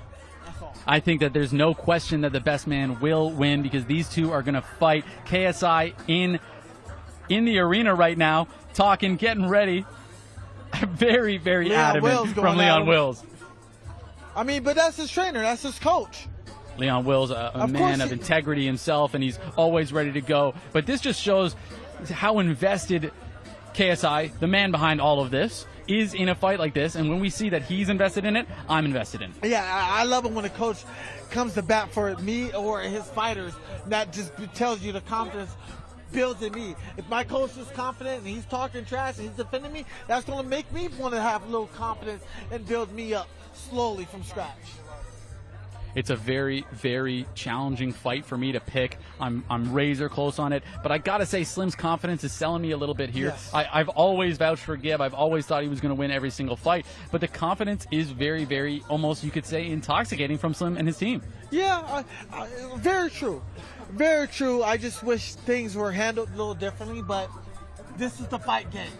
Now everybody's feelings going to get hurt, whether you like it or not. Yes, and the thing that people don't realize is fighters are often very emotional people, right? Yes. And they fight with that emotion, and they bring that to the ring, and they're always ready to go. But Gib is he going to be able to harness that emotion? I mean, he's always had so much passion, so much drive in the game. We can see it in his physical transformation, but also his skill transformation. Now, I think that this is one of the toughest fights that we're going to see from him coming in to Misfits, the home of influencer boxing. There's no question about it. And if he's able to finally conquer this, I think that that'll really establish himself. Yeah, if Gib goes in there and knocks out Slim, not only does he and he's got 8 rounds to do it. And not only does he becomes the champion, he becomes a bona fide superstar. And when I say bona fide superstar, if Gabe wins this fight, by all means, he deserves a KSI fight. Ladies and gentlemen, you can buy now at DAZN.com/boxing. That's DAZN.com/boxing. But there's much more to come. Check out Usyk versus Fury 2. Live on Dazn worldwide, Usyk versus Fury 2, December 21st. The first fight had it all. Now, the rematch. In the most anticipated showdown of the year. 2 opposing mindsets. 2 corners set to reignite. For redemption. For greatness. For legacy. 2 of the best on the planet will collide. Only one will end the year heavyweight champion of the world. Get closer to the action. Closer to Fight Night on the global home of boxing. Live on DAZN worldwide. Usyk versus Fury 2, December 21st. Buy now at DAZN.com/boxing. Ladies and gentlemen, I am here with Gib. Gib, you just did your open workout. It doesn't even look like you. It looks like you did a stretching routine. You look so fit. No, they kicked me out of the ring. I wish I could stay in there more. I love to train. This is what I like to do. Talk to me about the boxing preparation. Stuff, I love it, man. I love it. This is what I do. I've dedicated my life to this. So to be out there training, they're kicking me out early. Pissed. Because I can't wait to put my hands on this guy. I can't wait. That's what I was going to say. Hopefully you can harness some of that negative energy. Yeah. AT, talk to me about what you're seeing. Well, what I like about Gib is he's keeping everything tight. And what he's doing good is he's breathing in between punches, was conserving a lot of that energy, and he's doing a phenomenal job. AT, Gib, talk to me about some of your strategy here, your game plan. Your coach was saying you want to take this into deep waters. That's where you think you have the advantage. How do you see this fight playing out early and then, of course, later? We're just going to expose him as the bad boxer he is. That is the plan. So his strengths, we're going to exploit that. His weaknesses, we're going to exploit that. And eventually, you're going to see the Misfits champ crumble. Well, I love it. The promotion's against me. It's me versus everyone, and I'm going to take him out. I'm not against you, brother, but I'm very excited to see this fight. Slim is incredibly confident, but you have absolutely equal confidence. Where does that confidence come from? Is it in preparation? Is it in your team? Or is it in your skills? From being around him, I know him now, it's fake confidence. It's an acted confidence. It's something that he puts on in front of the cameras. So when we're fighting and I'm breaking him down, watch the man that you'll see in front of him. Talk to me about your own confidence. You'll see him weak. The confidence doesn't come from anything but just the work that I put in. I know how dedicated I've been, and it comes from my original story. So that's where my confidence comes from. Do you see this as a chapter in that story? A chapter of me taking out Misfits, yes.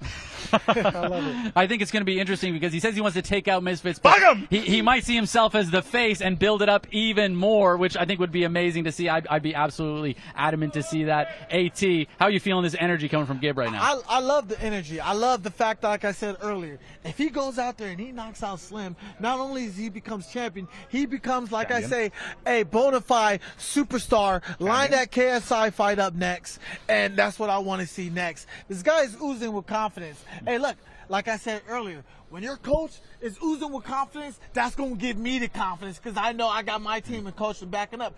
He looks great.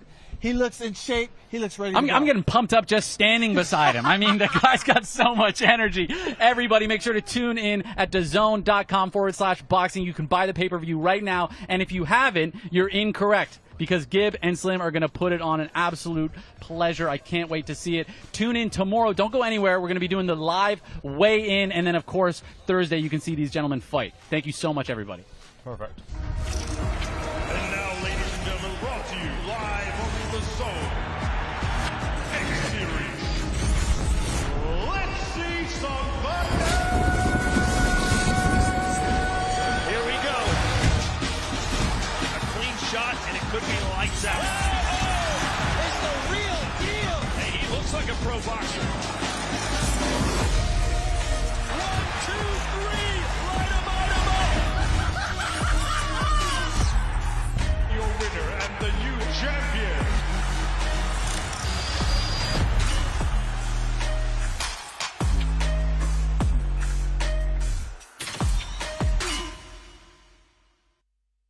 X Series on Dazn, sponsored by William Hill.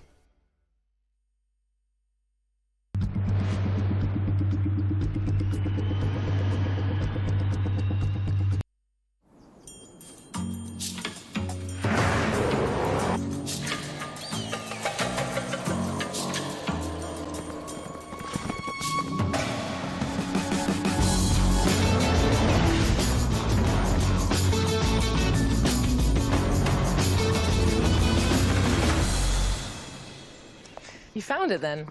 Of course I did. Good boy. This is why I bought the farm.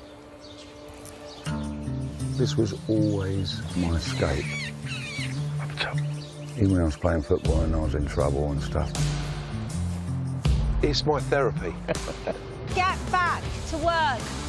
I'm back. There's 20 people here. We're all crash bang wallop. See these? You're not wearing any PPE. Oh, watch out. That will be the biggest nightmare we've ever done. Deep breath. Brand new Vinnie Jones in the Country. Available to stream only on Discovery Plus.